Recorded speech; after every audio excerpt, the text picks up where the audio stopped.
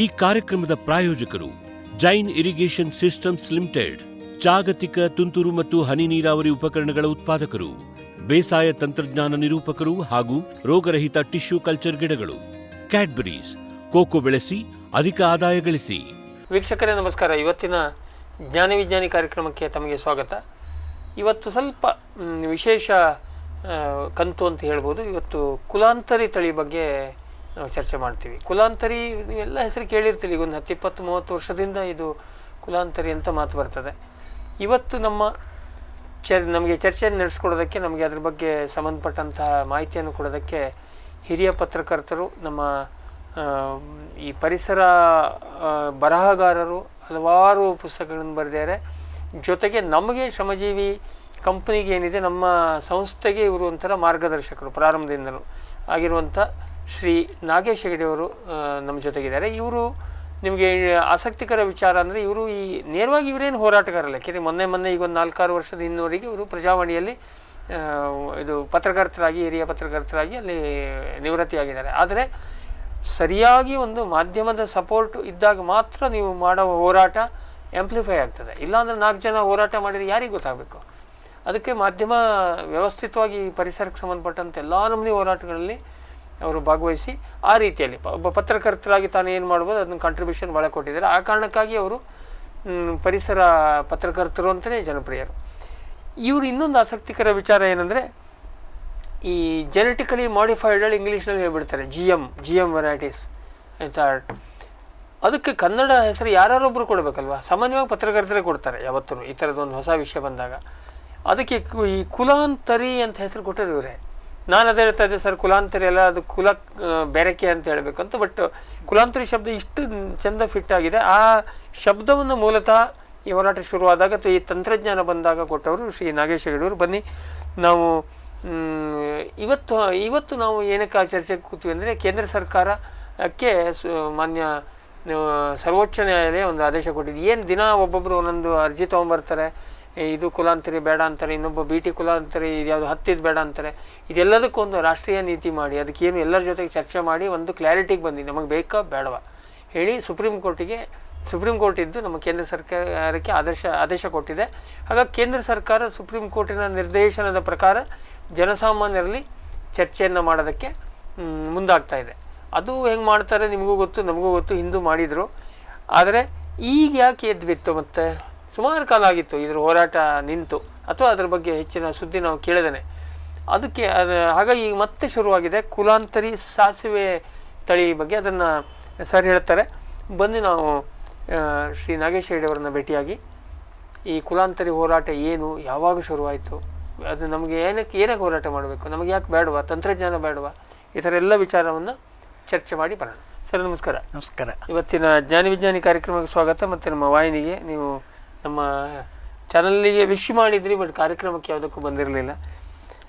ಸರಿ, ಈಗ ನಾನು ನಿಮ್ಮನ್ನು ಕರ್ನಾಟಕ ಜನರಿಗೆ ಪರಿಚಯ ಮಾಡಿಸ್ಕೊಡೋದು ಏನು ಪ್ರಶ್ನೆ ಇಲ್ಲ. ನಾನು ಈಗಾಗಲೇ ಅಂದ್ಕೊಂಡಂಗೆ ಈಗ ಬಹುತೇಕ ನಿಮ್ಮ ವಿಜ್ಞಾನ ಲೇಖನವನ್ನು ಓದಿ ಪ್ರಜಾವಾಣಿಯಲ್ಲಿ ವೀಕ್ಷಕರು ನಾನು ನೆನಪಾಗಿ ಹೇಳ್ತೀನಿ, ಸುಮಾರು 43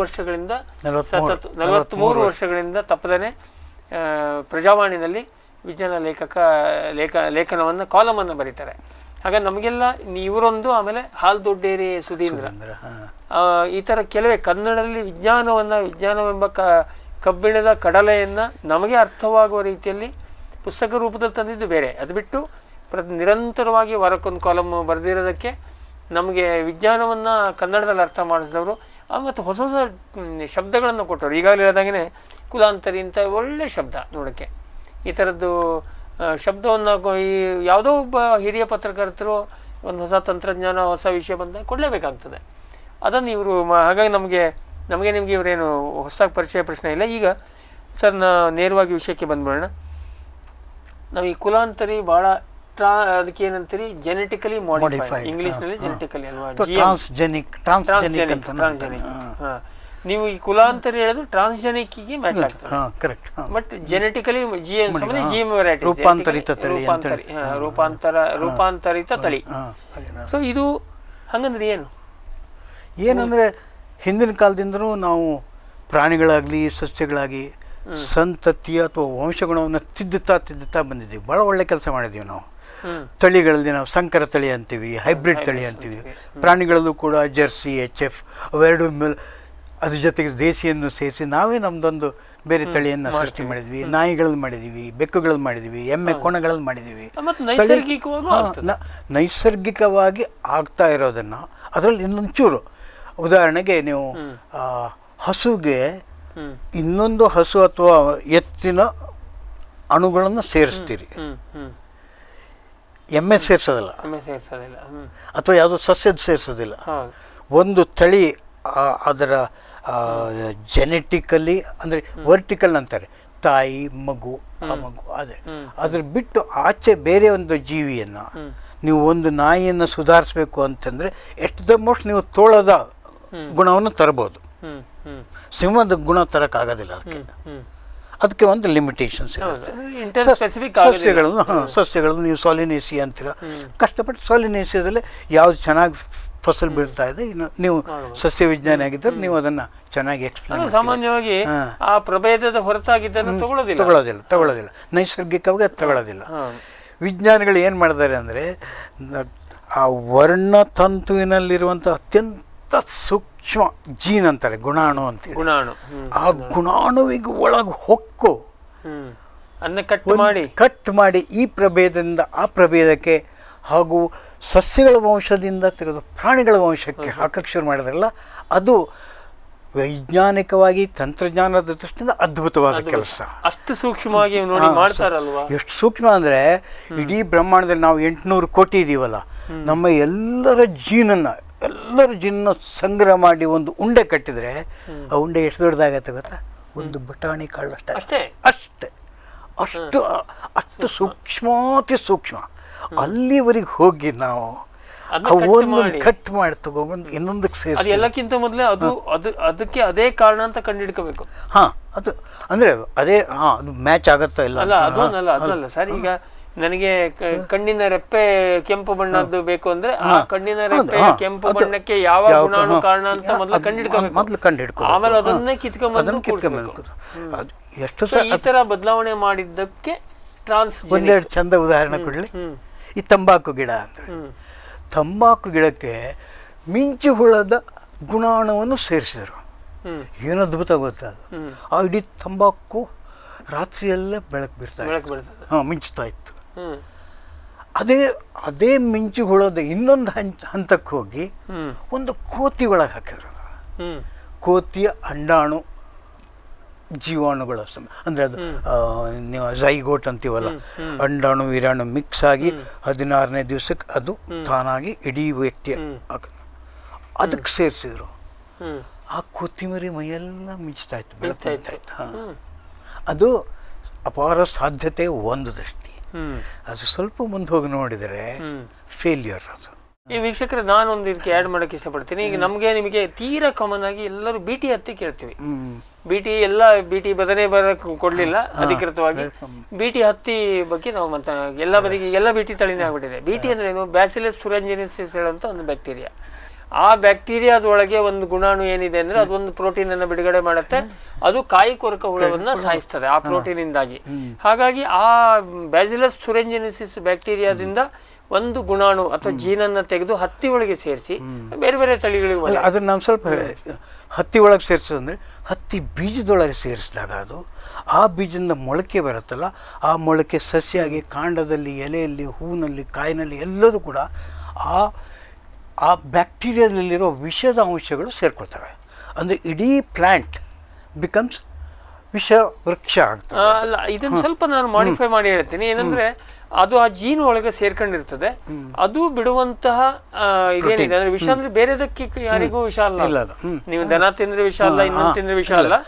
ಅದು ಆ ಪ್ರೋಟೀನ್, ನಿರ್ದಿಷ್ಟ ಪ್ರೋಟೀನ್ ಅನ್ನು ಬಿಡುಗಡೆ ಮಾಡಿ ಅದು ಆ ಕಾಯಿ ಕೊರಕ ಹುಳಕ್ಕೆ ವಿಷ. ಅದು ತಿಂದ್ರೆ ಅದು ವಿಷ ಅಲ್ಲ ನೇರವಾಗಿ. ಅದೇನ್ ಕೇಳಿದ್ರೆ ಅದ್ರ ತಿಂದ್ಬಿಟ್ರೆ ಜೀರ್ಣ ಆಗೋದಿಲ್ಲ, ಅಜೀರ್ಣ ಆಗಿ ಉಪವಾಸ.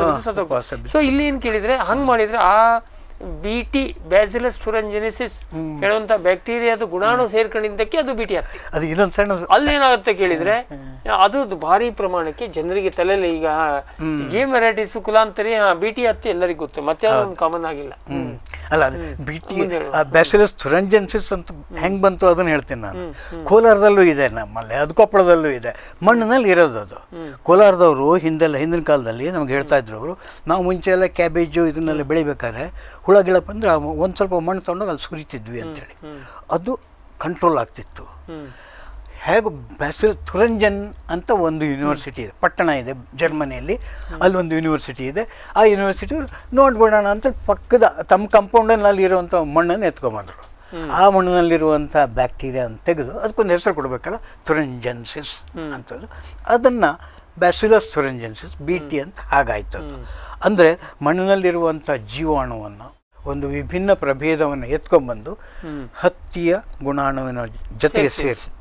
ಅದು ಇದೇ ತರದಲ್ಲಿ ಇನ್ನೂ ಹಲವಾರು ಪ್ರಯೋಗಗಳನ್ನು ಮಾಡ್ತಾ ಇದ್ದಾರೆ. ಅದು ಮೇಲ್ನೋಟಕ್ಕೆ ಈಗ ಆಯ್ತು, ಯಾವುದೋ ಒಂದು ಹಣ್ಣಿಗೆ ಒಳ್ಳೆ ಹೊಳಪಿನ ಪ್ಲಾಸ್ಟಿಕ್ ನಂತ ಕವರ್ ಇದೆ, ನಮ್ ಟೊಮೆಟೊ ನೋಡ್ತಾ ಕೊಳಿತದೆ, ಆ ಪ್ಲಾಸ್ಟಿಕ್ ನಂತ ಕವರು ಆ ಹಣ್ಣಿಗೆ ಬರಲು ಕಾರಣವಾಗುವ ಜೀನನ್ನು ಹುಡುಕಿ ಅದನ್ನ ತಗೊಂಬಂದು, ಅದು ಕಳೆ ಸಸ್ಯ ಇರ್ಬೋದು ಅಥವಾ ಸಂದರ್ಭದಲ್ಲಿ ಪ್ರಾಣಿನೂ ಇರ್ಬೋದು, ಆ ಗುಣಾಣು ತಂದು ಟೊಮೆಟೊದಲ್ಲಿ ಸೇರಿಸಿದ್ರೆ ಆ ಟೊಮೆಟೊ ಹಣ್ಣು ಬರೋದು ಮೇಲಿಂದ ಪ್ಲಾಸ್ಟಿಕ್ ಹೊದ್ಕೊಂಡು ಬರ್ತದೆ. ಈ ತರ ಇದು ಈಗ ಆಯ್ತು. ಇದು ಸಿಂಪಲ್ ಆಗಿ ಜೀನನ್ನು ಸೇರಿಸಿ ತಂದು ಮಾಡಬಾರದು, ಅದನ್ನು ಸರ್ ಒಂದು ಹಂತ ದಾಟಿ ಅದರಲ್ಲಿ ಮತ್ತೆ ಪೋರ್ಷನ್ ಅನ್ನ ಆಲ್ಟ್ರೇಷನ್ ಮಾಡುವಂಥದ್ದು ಬಂದಿದ್ದಾರೆ. ಸೊ ಅದ್ಭುತ ತಂತ್ರಜ್ಞಾನ. ಆದರೆ ಇದಕ್ಕೆ ವಿರೋಧ ಏನಕ್ಕೆ ಸರ್? ಏನಂದರೆ ನೋಡಿ, ಸಾಕಷ್ಟು ವಿಷವನ್ನು ನಾವು ಕೀಟಗಳಿಗೆ ಅಥವಾ ಸಸ್ಯಗಳಿಗೆ ಸಿಂಪರಣೆ ಮಾಡ್ತೀವಿ, ನಮಗೆ ಪ್ರೊಡಕ್ಷನ್ ಜಾಸ್ತಿ ಆಗಬೇಕು ಅಂತೇಳಿ. ಅಕಸ್ಮಾತ್ ಆ ವಿಷ ಇವತ್ತು ಅದು ನಾಳೆ ಬಹಳ ಅಪಾಯಕಾರಿ ವಿಷ ಅಂದರೆ ನೀವು ತೆಗಿಬೋದು, ಅದನ್ನು ಬಿಟ್ಬಿಡ್ಬೋದು, ಮಣ್ಣಿನಿಂದನೂ ಕೂಡ ಕ್ಲೀನ್ ಆಗಿಬಿಡ್ಬೋದು. ಅದೇ ರೀತಿ ನ್ಯೂಕ್ಲಿಯರ್ ಟೆಕ್ನಾಲಜಿ ಅಂತೀವಿ, ಇಲ್ಲೆಲ್ಲರೂ ರೇಡಿಯೇಷನ್ ಆಗ್ತಾ ಇದೆ ಅಂದರೆ ಅಷ್ಟು ಮಣ್ಣನ್ನು ಕಲ್ಲನ್ನು ಪೂರ್ತಿ ತೆಗೆದು ಆಚೆ ಬಿಸಾಕ್ಬೋದು, ಆ ಜಾಗವನ್ನು ಸೇಫ್ ಅಂತೇಳಿ ಸ್ವಚ್ಛ ಮಾಡ್ಬೋದು. ಒಂದು ಜೀವಿಯೊಳಗೆ ನೀವು ಬೇರೆ ಒಂದು ಜೀವಾಣುವನ್ನು ತಂದು ಸೇರಿಸಿದರೆ ಅದು ಇನ್ನು 10 ವರ್ಷ ನಂತರ 15 ವರ್ಷ ನಂತರ ಅಪಾಯಕಾರಿ ಅಂತ ಗೊತ್ತಾದರೆ ತೆಗಿಯೋಕ್ಕೆ ಸಾಧ್ಯ ಇಲ್ಲ. ಯಾಕಂದರೆ ಅದು ಆಗಲೇ ಪರಾಗಸ್ಪರ್ಶದ ಮೂಲಕ ವಂಶದಿಂದ ವಂಶಕ್ಕೆ ದಾಟ್ತಾ ಹೋಗುತ್ತೆ. ಇದು ವ್ಯತ್ಯಾಸ ಬೇರೆ ಕೆಮಿಕಲ್ಗೂ ರೇಡಿಯೇಷನ್ ವಿಷಯಕ್ಕೂ. ಮತ್ತು ಜೀವವನ್ನು ಮಾರ್ಪಾಡು ಮಾಡುವ ಆ ವಿಶೇಷ ಶಕ್ತಿ ನಮಗೆ ಬಂದಿದೆಯಲ್ಲ, ಅಲ್ಲಿ ಅದು ಶಕ್ತಿ ಹೋಗಿ ಶಾಪ ಆಗದೇ ಇರುವಾಗ ಕಾಯ್ಕೋಬೇಕಾಗಿದ್ದು ಬಹಳ ರಿಸ್ಕಿ ಕೆಲಸ. ವೀಕ್ಷಕರು, ನಾನು ಇಲ್ಲೊಂದು ಆ್ಯಡ್ ಮಾಡೋಕ್ಕೆ ಇಷ್ಟಪಡ್ತೀನಿ. ಇಲ್ಲ ಹಾಗಾದರೆ ಇದು ನೈಸರ್ಗಿಕವಾಗಿ ಆಗ್ತದೆ ಹೇಳುವಾಗ ಇಲ್ಲಿ ಯಾಕೆ ವಿರೋಧ ಅಂದರೆ, ನೈಸರ್ಗಿಕವಾಗಿ ಒಂದು ಲಿಮಿಟಲ್ಲಿ ಅಷ್ಟಕ್ಕೆ ಸೀಮಿತ ಆಗ್ತದೆ. ಈಗ ನೀವು ಹೇಳಿದಂಗೆ ಜರ್ಸಿಯನ್ನ HF ಅನ್ನ ದೇಸಿ ತಳಿ ಸೇರಿಸಬಹುದು ಹೊರತು ಇನ್ಯಾವುದೋ ಹುಲಿಯನ್ನ ತಂದು HF ನಲ್ಲಿ ಸೇರ್ಸಕ್ ಬರೋದಿಲ್ಲ. ಇಲ್ಲಿ ತೀರಾ ನಿಸರ್ಗದ ವಿರುದ್ಧವಾಗಿ ಇವರಿಗೆ ಮನಸ್ಸಿ ಬಂದಿದ್ದನ್ನ ಮಾಡಬಹುದು. ಈ ಟೆಕ್ನಾಲಜಿಯಲ್ಲಿ ಮನಸ್ಸಿ ಬಂದಿದ್ದು ಮಾಡಬಹುದು. ಒಂದು ಈರುಳ್ಳಿ ಒಳಗೆ ಒಂದು ಕಪ್ಪೆ ಗುಣಾಣು ನೀವು ಈರುಳ್ಳಿ ಮೂಟೆಯಿಂದ ಅಂಗಡಿಯಿಂದ ಅದು ಜಂಪ್ ಹಾಕೊಂಡು ಪಕ್ಕದ ಅಂಗಡಿ ಅಲ್ಲ, ಈ ಒಂದು ಸ್ವಲ್ಪ ಬಂದ್ರೆ ಏನು ಆಶ್ಚರ್ಯ ಏನಿಲ್ಲ. ಸೊ ಹಾಗಾಗಿ ಇದು ತೀರಾ ನಿಸರ್ಗಕ್ಕೆ ವಿರುದ್ಧವಾದಂತ ಇವರು ಹುಚ್ಚು ಕಲ್ಪನೆಗಳನ್ನೆಲ್ಲ ಸಾಕಾರ ಮಾಡುವಂತ ಟೆಕ್ನಾಲಜಿ. ಇವರು ಏನೇನ್ ಮಾಡ್ತಾರೆ ಹೇಳಕ್ಕೆ ಬರೋದಿಲ್ಲ ಹೇಳುವಂತ ಇದು. ಸರಿ, ಈಗ ಯಾವ್ಯಾವ ಬೆಳೆಗಳಲ್ಲಿ ಪ್ರಯತ್ನ ಮಾಡಿದ್ದಾರೆ? BT ನಮ್ಗೆ ಗೊತ್ತು, ಭಾರತದಲ್ಲೆಲ್ಲ ಬಂದಾಗಿದೆ. ಅಲ್ಲ, ಅದರ ನಂತರ ಸೋಯಾಕ್ಕೆ ಮಾಡಿದ್ದಾರೆ, ಜೋಳಕ್ಕೆ ಮಾಡಿದ್ದಾರೆ, ಕ್ಯಾಬೇಜಿಗೆ ಮಾಡಿದ್ದಾರೆ, ಎಲ್ಲ ರೀತಿಯ ಬೆಳೆಗಳಿಗೂ ಮಾಡಿ ಇಟ್ಕೊಂಡಿದ್ದಾರೆ. ಬೇರೆ ಬೇರೆ ದೇಶದಲ್ಲಿ ಸುಮಾರು 12 ಬೆಳೆಗಳನ್ನು ಬೆಳೀತಾ ಇದ್ದಾರೆ. ಈಗ ನಮ್ಮ ದೇಶದಲ್ಲಿ ಮಾತ್ರ ಸದ್ಯಕ್ಕೆ ಅದು ಇಲ್ಲ, ನಮ್ಮ ಆಹಾರದ ಒಳಗೆ ಸೇರ್ಪಡೆ ಆಗಿರೋದ್ರಿಂದ ಹತ್ತಿ ಆದರೆ ನಾವು ತಿನ್ನೋದಿಲ್ಲ, ಕುಡಿಯೋದಿಲ್ಲ. ಯಾವ್ಯಾವ ಬೆಳೆಗಳಿದೆ ನಮ್ಮ ಭಾರತದಲ್ಲಿ? ಹತ್ತಿಯಲ್ಲಿದೆ ಅಲ್ಲ, ಹತ್ತಿಯಲ್ಲಿ ಅಧಿಕೃತವಾಗಿ ಹತ್ತಿಯಲ್ಲಿ ಮಾತ್ರ ಇದೆ. ಲ್ಯಾಬೊರೇಟರಿಲಿ ಹಸಿಮೆಣಸಿನಲ್ಲಿದೆ, ಟೊಮೆಟೊ ಇದೆ, ಬಟಾಟೆಯಲ್ಲಿದೆ, ಆಮೇಲೆ ಅಕ್ಕಿಯಲ್ಲಿದೆ. ಅವೆಲ್ಲ ಲ್ಯಾಬೊರೇಟರಿ ಟ್ರಯಲ್ ಮಾಡ್ತಾ ಇದ್ದಾರೆ. ಲ್ಯಾಬೊರೇಟರಿ ಕೆಲವೊಂದೆಲ್ಲ ಅಲ್ಲಿಂದ ನೇರವಾಗಿ ತಂದಿದ್ದು, ಬೇರೆ ಬೇರೆ ದೇಶಗಳಿಂದ ನೇರವಾಗಿ ತಂದಿದ್ದನ್ನು ಇಟ್ಕೊಂಡಿದ್ದಾರೆ. ಸರ್ಕಾರದ ಅನುಮತಿಗಾಗಿ ಕಾಯ್ತಾ ಇದ್ದಾರೆ, GEAC ಅದರ ಅನುಮತಿಗಾಗಿ ಕಾಯ್ತಾ ಇದ್ದಾರೆ. ನಾವು BT ಹೇಗೆ ಬಂತು ಅನ್ನೋದಕ್ಕೆ ಒಂದು ಸಣ್ಣ ಇದಿದೆ. ಗುಜರಾತ್ನಲ್ಲಿ ಬಂತು, ಯಾರೋ ತಂದು ಬೀಜ ಕೊಟ್ಟರು, ಅಥವಾ ಈ ಕಂಪನಿಗಳೇ ಕ್ವೈಟಾಗಿ ಅನಧಿಕೃತವಾಗಿ ರೈತರಿಗೆ ಕೊಟ್ಟರು. ಇಲ್ಲಿ ಸರ್ಕಾರದ ಪರ್ಮಿಷನ್ ನಾವು ಮಾಡ್ತಾ ಇದ್ದೀವಿ, ಸರ್ಕಾರ ಪರ್ಮಿಷನ್ ಕೊಡುತ್ತಾ ಅಂತ ಕೇಳ್ತಾ ಇದ್ರು. ಆದರೆ ಅಷ್ಟೊತ್ತು ಅಲ್ಲಿ 3 ಬೆಳೆ ಆಗೋಯ್ತು. 2001 ಗುಜರಾತ್ನಲ್ಲಿ ಊರಲ್ಲಿ BT ಬರೋಕ್ಕೆ ಶುರುವಾಯಿತು. ಓಕೆ. ಹಾಕಿದ್ರೆ ಹೇಗಿದ್ರು ಚೆಲ್ಲಿ ಹೋಯ್ತಲ್ಲ ಈಗ ಹೊರಗಡೆ. ಈಗ ಮತ್ತಿನ್ನೇನು ಮಾಡೋದು, ಆಫ್ಟರ್ ಆಲ್ ಅದು ನಾವೇನು ತಿನ್ನೋದಲ್ವಲ್ಲ, ಹಾಗಾಗಿ ಪರ್ಮಿಷನ್ ಕೊಟ್ಬಿಡೋಣ ಅಂತ ಕೊಟ್ಟರು. ಇದೊಂಥರ ಲವ್ ಮ್ಯಾರೇಜ್ ಆಗಿ ಹುಡುಗ ಹುಡುಗಿ ಓಡೋದ್ಮೇಲೆ ಆಮೇಲೆ ಮನೆಯವರು ಒಪ್ಪಿಗೆ ಸರಿಯಾಗಿ ಬೇರೆ ದಾರಿ ಇಲ್ಲ. ದಾರಿ ಇಲ್ಲ. ಸೊ ಅದಕ್ಕೆ ಪರ್ಮಿಷನ್ ಕೊಟ್ಟರು. ಈಗ ಅದು ಬಿಟ್ಟು ಈಗ ನಮ್ಮ ಭಾರತದಲ್ಲಿ ಇನ್ಯಾವ ಬೆಳೆಗೆ ಸದ್ಯಕ್ಕೆ ಅಫಿಷಿಯಲಿ ಪರ್ಮಿಷನ್ ಇಲ್ಲ, ಆದರೆ ಬೇರೆ ಬೇರೆ ಲ್ಯಾಬೊರೇಟರಿ ಹಂತದಲ್ಲಿ ನಡೀತಾ ಇದೆ, ಪ್ರಯತ್ನಗಳು ನಡೀತಾ ಇದೆ. ಬಂಗಾರದ ಭತ್ತ ಬೆಳಿತೀವಿ, ಅದು ಲ್ಯಾಬೊರೇಟ್ರಿಲಿ ಆದಮೇಲೆ ಕಂಟ್ರೋಲ್ಡಾಗಿ ಫೀಲ್ಡ್ನಲ್ಲಿ ಮಾಡ್ತಾರೆ. ಅದರಲ್ಲೂ ಸಕ್ಸಸ್ಫುಲ್ ಆಯಿತು ಅಂದರೆ ಕೆಲವೊಂದು ಸೆಲೆಕ್ಟ್ ರೈತರ ಹೊಲದಲ್ಲಿ ಮಾಡ್ತಾರೆ, ಅದು ಸರಿಯಾಯಿತು, ಏನು ಅಡ್ಡ ಪರಿಣಾಮ ಇಲ್ಲ ಅಂದರೆ ಇಡೀ ದೇಶಕ್ಕೆ ಬಿಡುಗಡೆ ಮಾಡ್ತಾರೆ. ಬಂಗಾರ ಭತ್ತವನ್ನು ಹಾಗೆ ಮಾಡಿ ಫೀಲ್ಡ್ ಟ್ರೈಲಿ ತಗೊಂಡೋದಾಗ, ರೈತರ ಹೊಲಕ್ಕೆ ತಗೊಂಡೋದಾಗ ಇಲ್ಲಿ ಪ್ರತಿಭಟನೆ ಆಯಿತು, ಹಾಸನದಲ್ಲಿ ಪ್ರತಿಭಟನೆ ಆಯಿತು. BT ಕಾಟನ್ ಬಗ್ಗೆನೂ 1998ನಲ್ಲಿ ಹೇಳ್ತಾ ಇದ್ರಿ. ಈ BTಯ ವಿರೋಧ ಮೂಲತಃ ಹೋರಾಟ ಕರ್ನಾಟಕಕ್ಕೆ ಯಾಕಂದ್ರೆ ರೈತ ಯಾವಾಗಿನ ಶುರು ಆಯಿತು ಹೋರಾಟ? 1995 ಶುರುವಾಗಿತ್ತು. ಕಾರ್ಗಿಲ್ ಅದು ಇದು ಈ ಗ್ಲೋಬಲೈಸೇಷನ್ ಆದಾಗ ಸೀದಾ ನೇರ ವಿದೇಶಿ ಕಂಪನಿಗಳು ಇಲ್ಲಿ ಬರೋಕ್ಕೆ ಶುರು ಆದಾಗ ನಮ್ಮ ಪ್ರೊಫೆಸರ್ ನಂಜುಂಡಸ್ವಾಮಿ ಅವರು ಅದ್ರ ಬಗ್ಗೆ ಸಾಕಷ್ಟು, ಆಮೇಲೆ ಆಗ ರೈತ ಸಂಘ ಬಲವಾಗಿದ್ದಾಗ, ಅವ್ರು ಹೇಳಿದ್ದನ್ನೇ ಒಬ್ಬ ನಾಯಕ ಇದ್ದಾಗ, ಅದೆಲ್ಲ ಆತ ಹೇಳಿದ ತಕ್ಷಣ ಎಲ್ಲರಿಗೂ ಅದು ಅವರು ತುಂಬ ಕನ್ವಿನ್ಸಿಂಗ್ ಆಗಿ ಹೇಳ್ತಾ ಇದ್ರು. ನಾಲೆಜ್ ತುಂಬ ನಾಲೆಜ್ ಇದ್ದವ್ರು ಯಾರೂ ಇರಲಿಲ್ಲ. ಅಜಿನೋಮೋಟೋ ವಿರುದ್ಧ ಮಾಡಿದ್ರು, MSG ಅಂತೇಳಿ, ಮೊನೋಸೋಡು ಗ್ಲೂಟಮೇಟ್ ಅಂತೇಳಿ, ಈಗ ನಾವೆಲ್ಲ ಅದೇನು ಟೇಸ್ಟ್ ಉಪ್ಪು ಅಂತೇಳಿ ಬಳಸೋದು. ಹಾಗೆ ಅವರು ರೈತರನ್ನ ಕಟ್ಕೊಂಡು ಹೋರಾಟ ಮಾಡಿದ್ರು. ಮೊದಲನೇದಾಗಿ BT ಹತ್ಯೆ ವಿರುದ್ಧ ಹೋರಾಟ ಮಾಡಿದ್ರು. ಆಮೇಲೆ ಅದು ಹೇಗಿದ್ರು ಬಿಡುಗಡೆ ಆಯಿತು, ಇನ್ನೇನು ಮಾಡೋಕ್ಕಾಗೋದಿಲ್ಲ. ಆಮೇಲೆ ಹುಡ್ಕೊಂಡು ಹೋಗಿ ಎಲ್ಲೆಲ್ಲಿ ಏನೇನು ಪ್ರಯೋಗ ನಡೀತಾ ಇದೆ. BT ಹತ್ಯೆ ನಂತರ BT ಅಕ್ಕಿ ಅಂತ ಬಂತು, ಬಂಗಾರದ ಭತ್ತ ಅಂತೇಳಿ, ಅದ್ರ ವಿರುದ್ಧ ಮಾಡಿದ್ರು. ಅದು BT ಅಲ್ಲ, ನಾವು BT ಹೇಳಕ್ ಬರೋದಿಲ್ಲ, ಕುಲಾಂತರಿ GM ಭತ್ತ, ಇದಕ್ಕೆ BT ಅದು ನಿರ್ದಿಷ್ಟ, ಅದಕ್ಕೆ ಸೀಮಿತ. ಹೌದು. ಸೊ ಹೀಗೆ ಅಕ್ಕಿ ಕುಲಾಂತರಿ ಭತ್ತ, ಕುಲಾಂತರಿ ಅಕ್ಕಿ ಅಂತ ಮಾಡಿದ್ರು. ಬಟಾಟೆಗೆ ಶುರು ಮಾಡ್ತಾ ಇದ್ರು, ಆಮೇಲೆ ಈ ಪ್ರತಿಭಟನೆ ನೋಡಿ ಅಲ್ಲಿಗೆ ನಿಲ್ಲಿಸಿದ್ರು. ದೊಡ್ಡ ಹೋರಾಟ ಆಗಿದೆ ಯಾವಾಗ ಅಂದರೆ ಬದನೆ, BT ಬದನೆ ಅಂತೇಳಿ ಮೊನ್ಸೆಂಟೋ ಕಂಪನಿಯವರು ನಮ್ಮದೇ ಉಡುಪಿಯ ಮೊಟ್ಟುಗುಳ್ಳ ಅಂತೇಳಿ ಒಂದು ವಿಶೇಷವಾದ ಬದನೆಯನ್ನು, ಅದರ ಗುಣಾಣುವನ್ನು ತೆಗೆದು ಅದಕ್ಕೆ BT ಅದು ಆ ಮೊಟ್ಟುಗುಳ್ಳದ ಜಾತಿಗೆ ಒಳಗೆ ನಾವು ಈ ಕುಲಾಂತರಿಯನ್ನು ಸೇರಿಸ್ತೀವಿ. ಕಾಯಿ ಕೊರಕ ಹುಳ ಬರುತ್ತೆ, ಆದ್ದರಿಂದ ಅದು ಆಗ ವಿರೋಧ ಮಾಡಿದ್ರು. ವಿರೋಧ ಯಾಕೆ ಮಾಡಿದ್ರು ಅಂತ ಹೇಳ್ಬೋದಾ ಇಲ್ಲಿ? ಯಾಕಂದ್ರೆ ಬದನೆಕಾಯಿ, ನಾನಾ ರೀತಿಯ ಬದನೆಕಾಯಿ ಇದೆ. ನಮ್ಮ ಕರ್ನಾಟಕದಲ್ಲಿ 35 ವೆರೈಟಿ ಬದನೆ ಇದೆ. ಅದು ಪಿಂಕ್ ಬದನೆ ಇನ್ನೂ ಹೆಚ್ಚಿಗೆ ಇರ್ಬೋದು. ವಿವಿಧ ರುಚಿ ಸ್ವಾದ ಇರುವಂಥ, ಟೆಕ್ಸ್ಚರ್ ಬೇರೆ ಇರುವಂಥ, ಸುಟ್ಟಾಗ ಒಂದು ರೀತಿ ಅಥವಾ ಸಾಂಬಾರು ಮಾಡಿದಾಗ ಬೇರೆ ಬೇರೆ ಟೇಸ್ಟ್ ಬರುವಂಥದ್ದೆಲ್ಲ ಇತ್ತು. ನೀವು ಕ್ರಮೇಣ ಕೇವಲ ಮುಟ್ಟುಗೊಳ್ಳಕ್ಕೆ ಅದು ಕಾಯಿ ಕೊರಕ ಹುಳ ಬರೋದಿಲ್ಲ, ನೀವು ಪೆಸ್ಟಿಸೈಡ್ ಹಾಕಬೇಕಾಗಿಲ್ಲ, ಆದ್ದರಿಂದ ಅದು ಸಾವಯವ ಆಗುತ್ತೆ ಅಂತೆಲ್ಲ ಹೇಳಿದ ಜನ ಅದಕ್ಕೆ. ಆಮೇಲೆ ಹೈಲ್ಡ್ ಬರುತ್ತೆ ಅದು ಅಂತ ಹೇಳಿದ್ರೆ ಸಹಜವಾಗಿ ಜನ ಮರಳಾಗಿ ತಮ್ಮ ಸ್ಥಳೀಯ ತಳಿಗಳನ್ನೆಲ್ಲ ಅವರು ಮರ್ತು ಹೋಗ್ಬೋದು. BT ಹತ್ತಿಲಿ ಹಾಗೆ ಆಗಿದೆ. ಎಷ್ಟೆಷ್ಟು ಒಳ್ಳೊಳ್ಳೆ ಹತ್ತಿ ಇತ್ತು ಇಲ್ಲಿ, ಜಯಧರ್ ಅಂತಿತ್ತಲ್ಲ, ಈಗ ಯಾವುದೂ ಇಲ್ಲ. 98% ಬರೀ BT ಹತ್ಯೆ ಆಗಿದೆ, ಕುಲಾಂತರಿ ಹತ್ಯೆ. ನಮ್ಮ 10 ವರ್ಷದಲ್ಲಿ, ಮತ್ತೆ 10 ವರ್ಷದಲ್ಲಿ ಅದು ಇಲ್ಲೊಂದಲ್ಲ, ಸೌತ್ ಆಫ್ರಿಕಾದಲ್ಲೂ ಅಷ್ಟೇ, ಅಲ್ಲಿ ನೇಟಿವ್ ವೆರೈಟಿ ಎಲ್ಲ ಹತ್ತಿಯ ಮೂಲ ತಳಿಗಳಿಗೆ 1 ಲಕ್ಷ ವರ್ಷ ಆಗಿರ್ಬೋದು. ಹತ್ತಿ ತಳಿ ಸೃಷ್ಟಿಯಾಗಿ, ಹತ್ತಿಯ ಒಂದು ಗಿಡ ಸೃಷ್ಟಿಯಾಗಿ, ಅದರಲ್ಲಿ ಇಷ್ಟೊಂದು ಲಕ್ಷಾಂತರ ಬೇಡ ಸಾವಿರಾರು ತಳಿಗಳು ಸೃಷ್ಟಿಯಾಗಕ್ಕೆ ಆಗಿ ಒಂದು 10,000 ವರ್ಷ ಆಗಿರ್ಬೋದು. 10 ವರ್ಷದಲ್ಲಿ ಅದು ಎಲ್ಲ ಬಿಟ್ಟ ಅಂಥ ದುಸ್ಥಿತಿ ಬದನೆಗೆ ಬರಬಾರ್ದು. ಬದನೆಗೆ ಪರ್ಮಿಷನ್ ಕೊಟ್ಟಿದ್ದೆ ಆದರೆ ನೀವು ನಾಳೆ ಬೆಂಡೆಗೆ ಬರುತ್ತೆ, ಅವರೆಗೆ ಬರುತ್ತೆ, ಅದಕ್ಕೆ ಬರುತ್ತೆ, ಇದಕ್ಕೆ ಬರುತ್ತೆ, ಎಲ್ಲ ತರಕಾರಿಗಳ ವೈವಿಧ್ಯಮಯ. ಸೌತೆಕಾಯಿ ಎಷ್ಟು ವೆರೈಟಿ ಇದೆ ಗೊತ್ತಾ, ನಮ್ಮ ಕರ್ನಾಟಕದಲ್ಲಿ ಎಷ್ಟು ರೀತಿಯ ಟೇಸ್ಟಿ ಅವೆಲ್ಲ ಹೋಗಿ ಏಕ ಬೆಳೆಯ ಏಕರುಚಿಯ ತರಕಾರಿ ಬರ್ಬೋದು.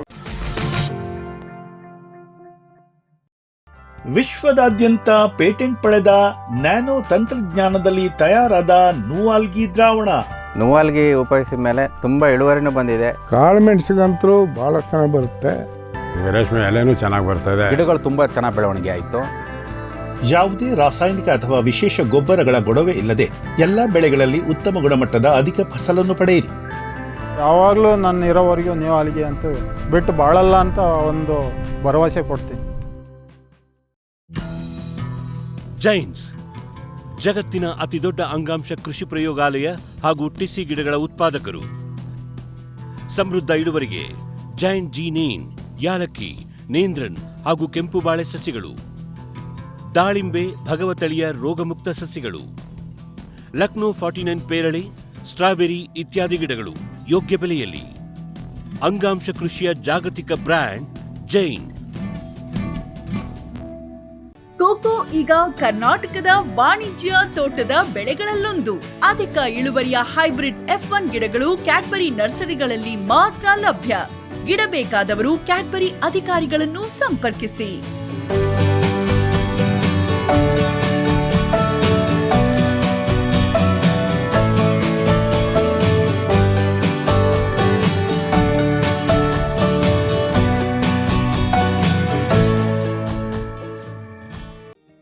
ಕಲ್ಪತರು ಫಾರ್ಮ್ ಮತ್ತು ನರ್ಸರಿ.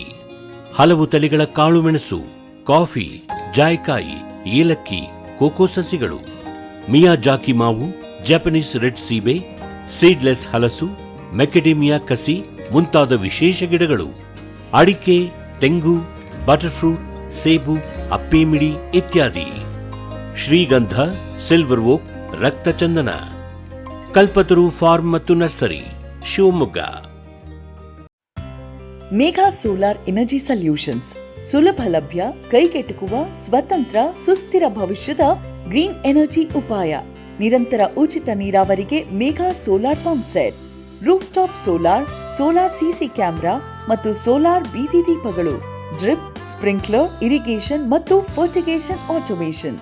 ತೋಟಗಾರಿಕೆ, ಕ್ರೆಡಲ್ ಹಾಗೂ ಸೂರ್ಯಘರ್ ಸಬ್ಸಿಡಿ ಯೋಜನೆಯಡಿ ಅಂಗೀಕೃತ. ಮೇಘಾ ಆಗ್ರೋಟೆಕ್. ಫ್ಯೂಚರ್ ಬಯೋಟೆಕ್ ಸಾವಯವ ಕೃಷಿಯ ವೇಗವರ್ಧಕ. ಪೋಷಕಾಂಶ ಪೂರೈಕೆಗೆ ಎನ್ಪಿಕೆ ಕಲ್ಚರ್, ವ್ಯಾಮ್, ಪಿಎಸ್ಪಿ ಮತ್ತು ಕೆಎಂಬಿ. ಜೈವಿಕ ರೋಗ ಕೀಟ ನಿಯಂತ್ರಣಕ್ಕೆ ಟ್ರೈಕೋಡರ್ಮಾ, ಸೂಡೋಮನಾಸ್. ಸಾವಯವ ಗೊಬ್ಬರ ಉತ್ಪಾದನೆಗೆ ಕಾಂಪೋಸ್ಟ್ ಕಲ್ಚರ್. ಹೂವು ಕಾಯಿ ಉದುರುವ ಸಮಸ್ಯೆಗೆ ಕಾಮಧೇನು ಮತ್ತು ಸತ್ವ. ಮಣ್ಣಿನ ಆರೋಗ್ಯ ವೃದ್ಧಿಗೆ ಫ್ಯೂಚರ್ ಬಯೋಟೆಕ್, ಧಾರವಾಡ.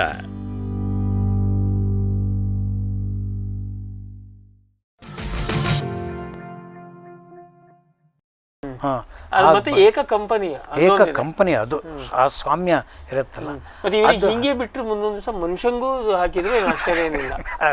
ಮನುಷ್ಯಂಗೆ ಎಲ್ಲ ನಮಸ್ಕದ ಜೀನ್ ತಂದು ಹಾಕ್ಬಿಡೋದು, ಎಲ್ಲರನ್ನು ಬುದ್ಧಿವಂತರನ್ನಾಗಿ ಮಾಡ್ಬಿಡೋದು, ಅಥವಾ ಕ್ರೀಡಾಪಟುವನ್ನಾಗೋ, ಸಿನಿಮಾ ನಟನನ್ನಾಗೋ. ಹುಸೇನ್ ಬೋಲ್ಟ್ ಅಂದು 4 ಮಂದಿ ಅಂಗಡಿನಲ್ಲಿ ಒಂದು ಕಂಪ್ನಿಲಿ ಒಂದು 5-6 ಮಂದಿ ಜೀನ್ ಇರ್ತದೆ. ನಿಮ್ಮನ್ನ ಹುಡುಗ ಓಡೋಗೋ ಆಗ್ಬೇಕಾ, ಹುಸೇನ್ ಬೆಲ್ಟ್ ಅಂತ ಜೀನ್ ಹಾಕೋ, ಬುದ್ಧಿವಂತ ಆಗ್ಬೇಕಾ, ಎಲ್ಲ ನಮಸ್ಕಂದ್ ಹಾಕೊಳ್ಳುವಂತ ಆಗ್ಬೇಕಾ, ಆ ಚಂದ ಹಾಡ್ಬೇಕು ಅಂದ್ರೆ ಭೀಮಸೇನ್ ಜೋಶಿದ ಲತಾ. ಸೊ ಆಶ್ಚರ್ಯ ಏನಿಲ್ಲ, ಅಂಡ್ ಸಾಧ್ಯತೆ ಇದೆ, ತಾಂತ್ರಿಕವಾಗಿ ಸಾಧ್ಯತೆ ಇದೆ, ಅಪಾರ ಸಾಧ್ಯತೆಗಳಿದಾವೆ. ಅಂದ್ರೆ ಕೃಷಿ ಲೋಕದಲ್ಲೇ ಕೂಡ ಅಪಾರ ಸಾಧ್ಯತೆ. ನಾವು ಅದಕ್ಕಿರುವಂಥ ಆಕ್ಷೇಪಣೆಗಳನ್ನು ವಿಜ್ಞಾನಿಗಳು ಹೇಗಾದರೂ ನಿವಾರಣೆ ಮಾಡಲಿಕ್ಕೆ ಸಾಧ್ಯ ಆದರೆ, ಆಮೇಲೆ ಈ ವೈವಿಧ್ಯವನ್ನು ಸಂರಕ್ಷಣೆ ಮಾಡ್ಕೊಳ್ಳೋದು ಸಾಧ್ಯ ಆದರೆ ಅದ್ಭುತವಾದ ಟೆಕ್ನಾಲಜಿ ಸಾಧ್ಯ ಆಗುತ್ತೆ. ಅದನ್ನು ಆದರೆ ವಿಜ್ಞಾನಿಗಳು ಸ್ವಲ್ಪ ಅವಸರ ಮಾಡ್ತಾ ಇದ್ದಾರೆ. ಇನ್ನು 15 ವರ್ಷ 20 ವರ್ಷ ಟೆಸ್ಟ್ ಮಾಡ್ತಾ ಕುತ್ಕೋಬೇಕು. ನಾವು ಇಲ್ಲಿ ಯಶಸ್ಸು ಕಂಡಿದ್ದೀವಿ, ಶುರು ಮಾಡಿಬಿಡೋಣ ಅಂತ ಮಾಡಿದ್ದಾರೆ. ಸರಿ, ಇನ್ನೊಂದು ಸಮಸ್ಯೆ ಏನಿದೆ ಅಂದರೆ ವಿಜ್ಞಾನಿಗಳಲ್ಲಿ ಎಲ್ಲರಿಗೂ ಒಂದು ಅರ್ಧಂಬರ್ಧ ಇದು ಹೌದು ಅಲ್ವಾಳು ಅಂತ ಅವರಿಗೆ ಗೊಂದಲ ಇದೆ. ನಾನೇ BT ಬದನೆ ಸಂದರ್ಭದಲ್ಲಿ ಸೆಮಿನಾರ್ ನಾನು ಇದ್ದೆ. ಒಬ್ಬ ವಿಜ್ಞಾನಿ 31ನೇ ತಾರೀಕಿಗೆ ರಿಟೈರ್ ಆಗ್ತಾರೆ. ರಿಟೈರ್ ಆಗುವಲ್ಲಿ ಇವರಿಗೆ BTಯ ಪರ, ರಿಟೈರ್ ಆದ ಮರುದಿನ BT ವಿರುದ್ಧ. ಇದು ನೀವು ಹೆಂಗೆ ನಂಬ್ತೀರಿ? ಒಂದೇ ವ್ಯಕ್ತಿ, ಎಲ್ಲ ವಿಜ್ಞಾನಿಗಳು ಹಾಗೇನೆ. ಸೊ ಈಗ ನೀವು ಹೇಳೋದು, ಈಗ ನೀವು ವೈವಿಧ್ಯತೆ ನಾಶ ಆಗ್ತದೆ ಅಂತ ಕಾರಣಕ್ಕೆ ವಿರೋಧ ಮಾಡ್ತೀರಿ. ಇನ್ನೇನಕ್ಕೆ ವಿರೋಧ ಮಾಡ್ತೀರಿ? ಇವರು ವಿಜ್ಞಾನಿಗಳು ಹೊಗಳ್ತಾ ಇದ್ದಾರಲ್ಲ, ಇದರ ಇಳುವರಿ ಜಾಸ್ತಿ ಆಗ್ತದೆ, ಆಮೇಲೆ ಇದಕ್ಕೆ ಹುಳಗಳು ಬೀಳೋದಿಲ್ಲ, ರೋಗ ಬರೋದಿಲ್ಲ. 2 ರೀತಿ ಕಂಟಕ ತಾನೆ ಎಲ್ಲ ಸಸ್ಯಗಳಿಗೂ. ಒಂದು ರೋಗ ಬಾಧೆ, ಇನ್ನೊಂದು ಕೀಟ ಬಾಧೆ. ಅವೆರಡು ನಿವಾರಣೆ ಆಗುತ್ತೆ ಅಂತ ಹೇಳಿದ್ದು ಎಲ್ಲವೂ ಸುಳ್ಳಾಗಿವೆ. ಈಗ BT ಕತೆ ಏನಾಗಿದೆ? ಅಕ್ರಾಸ್ ದಿ ವರ್ಲ್ಡ್ BT ಹತ್ತಿ BT ಹತ್ತಿ ತಮಾಷೆ ಏನು ಗೊತ್ತಾ? ಬಿ ಟಿ ಅಲ್ಲದೆ ಹೋದ ಹತ್ತಿಯಲ್ಲೇ ಜಾಸ್ತಿ ಇಳುವರಿ ಬರ್ತಾ ಇದೆ. ಓಕೆ. ಅದು ನಮ್ಗಿಂತ ಡಬಲ್ ಇಳುವರಿ. ಈಗ ಟರ್ಕಿ ತಗೊಳ್ಳಿ, ಈಜಿಪ್ಟ್ ತಗೊಳ್ಳಿ, ಅವರು ಬಿ ಟಿ ಒಂದು ಸ್ವಲ್ಪ ಟ್ರೈ ಮಾಡಿದ್ರು, ಆಮೇಲೆ ಬೇಡ ಇದು ಸರಿ ಇಲ್ಲ ಅಂಥೇಳಿ ಬಿಟ್ಟು ಹಾಕಿದರು. ನಮ್ಮಲ್ಲಿ ಹೆಚ್ಚು ಅಂದರೆ 480 ಕಿಲೋ ಪರ್ ಹೆಕ್ಟರಿಗೆ ಹತ್ತಿ ಇಳುವರಿ. ಅದೇ ಹತ್ತಿ 2.5-3 ಪಟ್ಟು ಜಾಸ್ತಿ ಟರ್ಕಿಲಿ 1600 ಕಿಲೋ ಪರ್ ಹೆಕ್ಟರಿಗೆ ಬರ್ತಾ ಇದೆ. ಅದು ಬಿ ಟಿ ಅಲ್ಲ, ಅದು ಯಾವಾಗ ಒಂದು ರೌಂಡ್ ಬಿಟಿ ಬಂದು ಹೋದ್ಮೇಲೆ. ಅಲ್ಲ, ಇಲ್ಲೂ ಹಾಗೆ ಆಗತ್ತೆ ಅಂತ ಹೇಳಕ್ ಬರೋದಿಲ್ಲ, ಯಾಕಂದ್ರೆ ಇಲ್ಲಿ ಬೇರೆ ಬೇರೆ ಕಾರಣಗಳಿರ್ತವೆ. ಒಂದು ಇರಿಗೇಷನ್ ತುಂಬ ಚೆನ್ನಾಗಿ ಕೊಡಬೇಕು, ಫರ್ಟಿಲೈಸರ್ ತುಂಬ ಜಾಸ್ತಿ ಹಾಕಬೇಕು. ಆರಂಭದಲ್ಲಿ 2001ನಲ್ಲಿ ಬಿ ಟಿ ಬಂದಾಗ ಏನು ಮಾಡಿದ್ರು, ಸೆಲೆಕ್ಟಿವ್ ಫಾರ್ಮರ್ಸ್ ಹತ್ರ ಹೋಗಿ ಎರ್ರಾಬಿರಿ ಫರ್ಟಿಲೈಸರ್ ಕೊಟ್ಟರು, ಇರಿಗೇಷನ್ ಫೆಸಿಲಿಟಿ ಮಾಡಿಕೊಟ್ರು. ಹಾಗಾಗಿ ಅವ್ರು ಹೊಗಳ್ತಾ ಹೋದರು, ನಮ್ಮಲ್ಲಿ ನೋಡಪ್ಪ ಬರೀ 200 kg ಬರ್ತಾ ಇತ್ತು ಹತ್ತಿ ಹೆಕ್ಟೇರಿಗೆ, ಈಗ ನೋಡಿ 400 ಆಯ್ತು, 450 ಆಯ್ತು ಅಂತ ಹೇಳಿದ್ರು. ನೀವು ನೋಡಿದಂತೆ ಅಲ್ಲ, ಈಗ ಸರ್ ಹೇಳ್ತೀನಿ, ಬಿಟಿಯ ಮೂಲ ಉದ್ದೇಶ ಈಗ ಅಲ್ಲಿ ಇದಂತೂ ಆಯ್ತು. ಮೂಲ ಉದ್ದೇಶ ಕಾಯಿ ಕೊರಕ ನಿಯಂತ್ರಣ ಆಗಿದೆಯಾ? ಇಲ್ಲ, ಆಗಿತ್ತು, 2-3 ವರ್ಷ ಆಗಿತ್ತು. ಈಗ ನಿರೋಧಕತೆಯನ್ನು ಬೆಳೆಸ್ಕೊಂಡಿದೆ ಅದು. ಸರಿ, ಯಾವುದೇ ಕೆಮಿಕಲ್ನಿಗೂ ಹಾಗೆ ಆಗುತ್ತೆ, ಅದೇ ಇದು ಹಾಗೆ ಆಗ್ತಾ ಇದೆ. ದೀರ್ಘಾವಧಿಯಾಗಿ ಶಾಶ್ವತವಾಗಿ ಕೀಟ ನಿರೋಧಕ ಆಗ್ಲಿಕ್ಕೆ ಸಾಧ್ಯ ಇಲ್ಲ. ಕೀಟಕ್ಕೂ ಅದರದ್ದೇ ಶಕ್ತಿ ಇದೆ. ಅದು ಕರೋನಾದಲ್ಲಿ ನೋಡಿಲ್ಲ, ದಿನ ವಾರಕ್ಕೊಂದು ಹೊಸ ಸ್ಟ್ರೈನ್ಗಳು ಬಂದು ನೀವು ಲ್ಯಾಬ್ ಮಾಡಿ. ಸೊ ಹಾಗಾಗಿ ನೀವು ಒಂದು ಇದನ್ನ ನಿರೋಧಕ ಶಕ್ತಿ ಹೋಗ್ತದೆ, ಫೇಲ್ ಆಗ್ತದೆ. ಇನ್ನೇನ್ ಕಾರಣಕ್ಕೆ ನೀವು ಹೋರಾಡ್ತೀರಿ? ಇಳುವರಿ ಜಾಸ್ತಿ ಆಗ್ಲಿಲ್ಲ. ಈಗಲೂ ಕೂಡ ನೇಟಿವ್ ವೆರೈಟಿ ಅವ್ರು ಏನು ಮಾಡಿದ್ರು, ಬಿ ಟಿ ಅಂದರೆ ನಾವು ವಿಶೇಷವಾಗಿ ಅವರು ಕಾಯಿಕೊರಕ ಹುಳವನ್ನು ಕೊಲ್ಲೋಕ್ಕೆ ಅಂತಲೇ ತಮ್ಮ ಶಸ್ತ್ರವನ್ನು ಉಪಯೋಗಿಸದೆ ಹೊರತು ಒಳ್ಳೆ ವೆರೈಟಿ, ಅದ್ಭುತವಾದ ವೆರೈಟಿನ ತರಬೇಕು, ಆ ಕಡೆ ಆದ್ಯತೆ ಜಾಸ್ತಿ ಇರಲಿಲ್ಲ. ಉತ್ತಮವಾದ ಅಮೆರಿಕನ್ ಬಿ ಟಿ ತಂದರು ಅವರು, ಅಮೆರಿಕನ್ ಹತ್ತಿನ ತಂದು ಅದಕ್ಕೆ ಬಿ ಟಿ ಹಾಕಿದ್ದಾರೆ. ಆದರೆ ಅದಕ್ಕಿಂತ ಒಳ್ಳೇದು ಇಲ್ಲಿತ್ತು ಇಂಡಿಯಾದಲ್ಲಿ. ಅದನ್ನು ಇಲ್ಲಿ ಅಡ್ಜಸ್ಟ್ ಆಗಿ ಚೆನ್ನಾಗಿ ಬರುವಂಥದ್ದು ಬೇರೆ ಇತ್ತು. ಬೇರೆ ಇತ್ತು, ಅದಕ್ಕೆ ಮಾಡಿಲ್ಲ ಅವರು. ತಮಗೆ ಪ್ರಿಯವಾಗಿದ್ದನೋ ತಮ್ಮ ದೃಷ್ಟಿಲಿ ಯಾವುದು ಸರ್ ಅಲ್ಲ, ಅದನ್ನಾರು ಇನ್ಮೇಲೂ ಮಾಡ್ಬೋದು ಅಂತ ಇಟ್ಕೊಳ್ಳಿ, ಆಯ್ತಾ? ಆಯ್ತು, ಜೈದರ್ ಹತ್ತಿ ಚೆನ್ನಾಗಿದೆ, ನಾವು ಅದಕ್ಕೆ ಬಿ ಟಿ ಸೇರಿಸ್ಬೋದು, ಅದೇ ದೊಡ್ಡ ವಿಷಯ ಅಲ್ಲ. ಆದರೆ ಕ್ವಶನ್ ಇರೋದು, ಮೂಲ ತಂತ್ರಜ್ಞಾನ ಕಾಯಿ ಕೊರಕದ ವಿರುದ್ಧ ಇಷ್ಟೆಲ್ಲ ಗದ್ದಲ ಮಾಡಿದ್ರಲ್ವ ಪಿಂಕ್ ಬೋಲ್ವರ್ನು, ಅದೇ ಫೇಲ್ ಆಯ್ತು.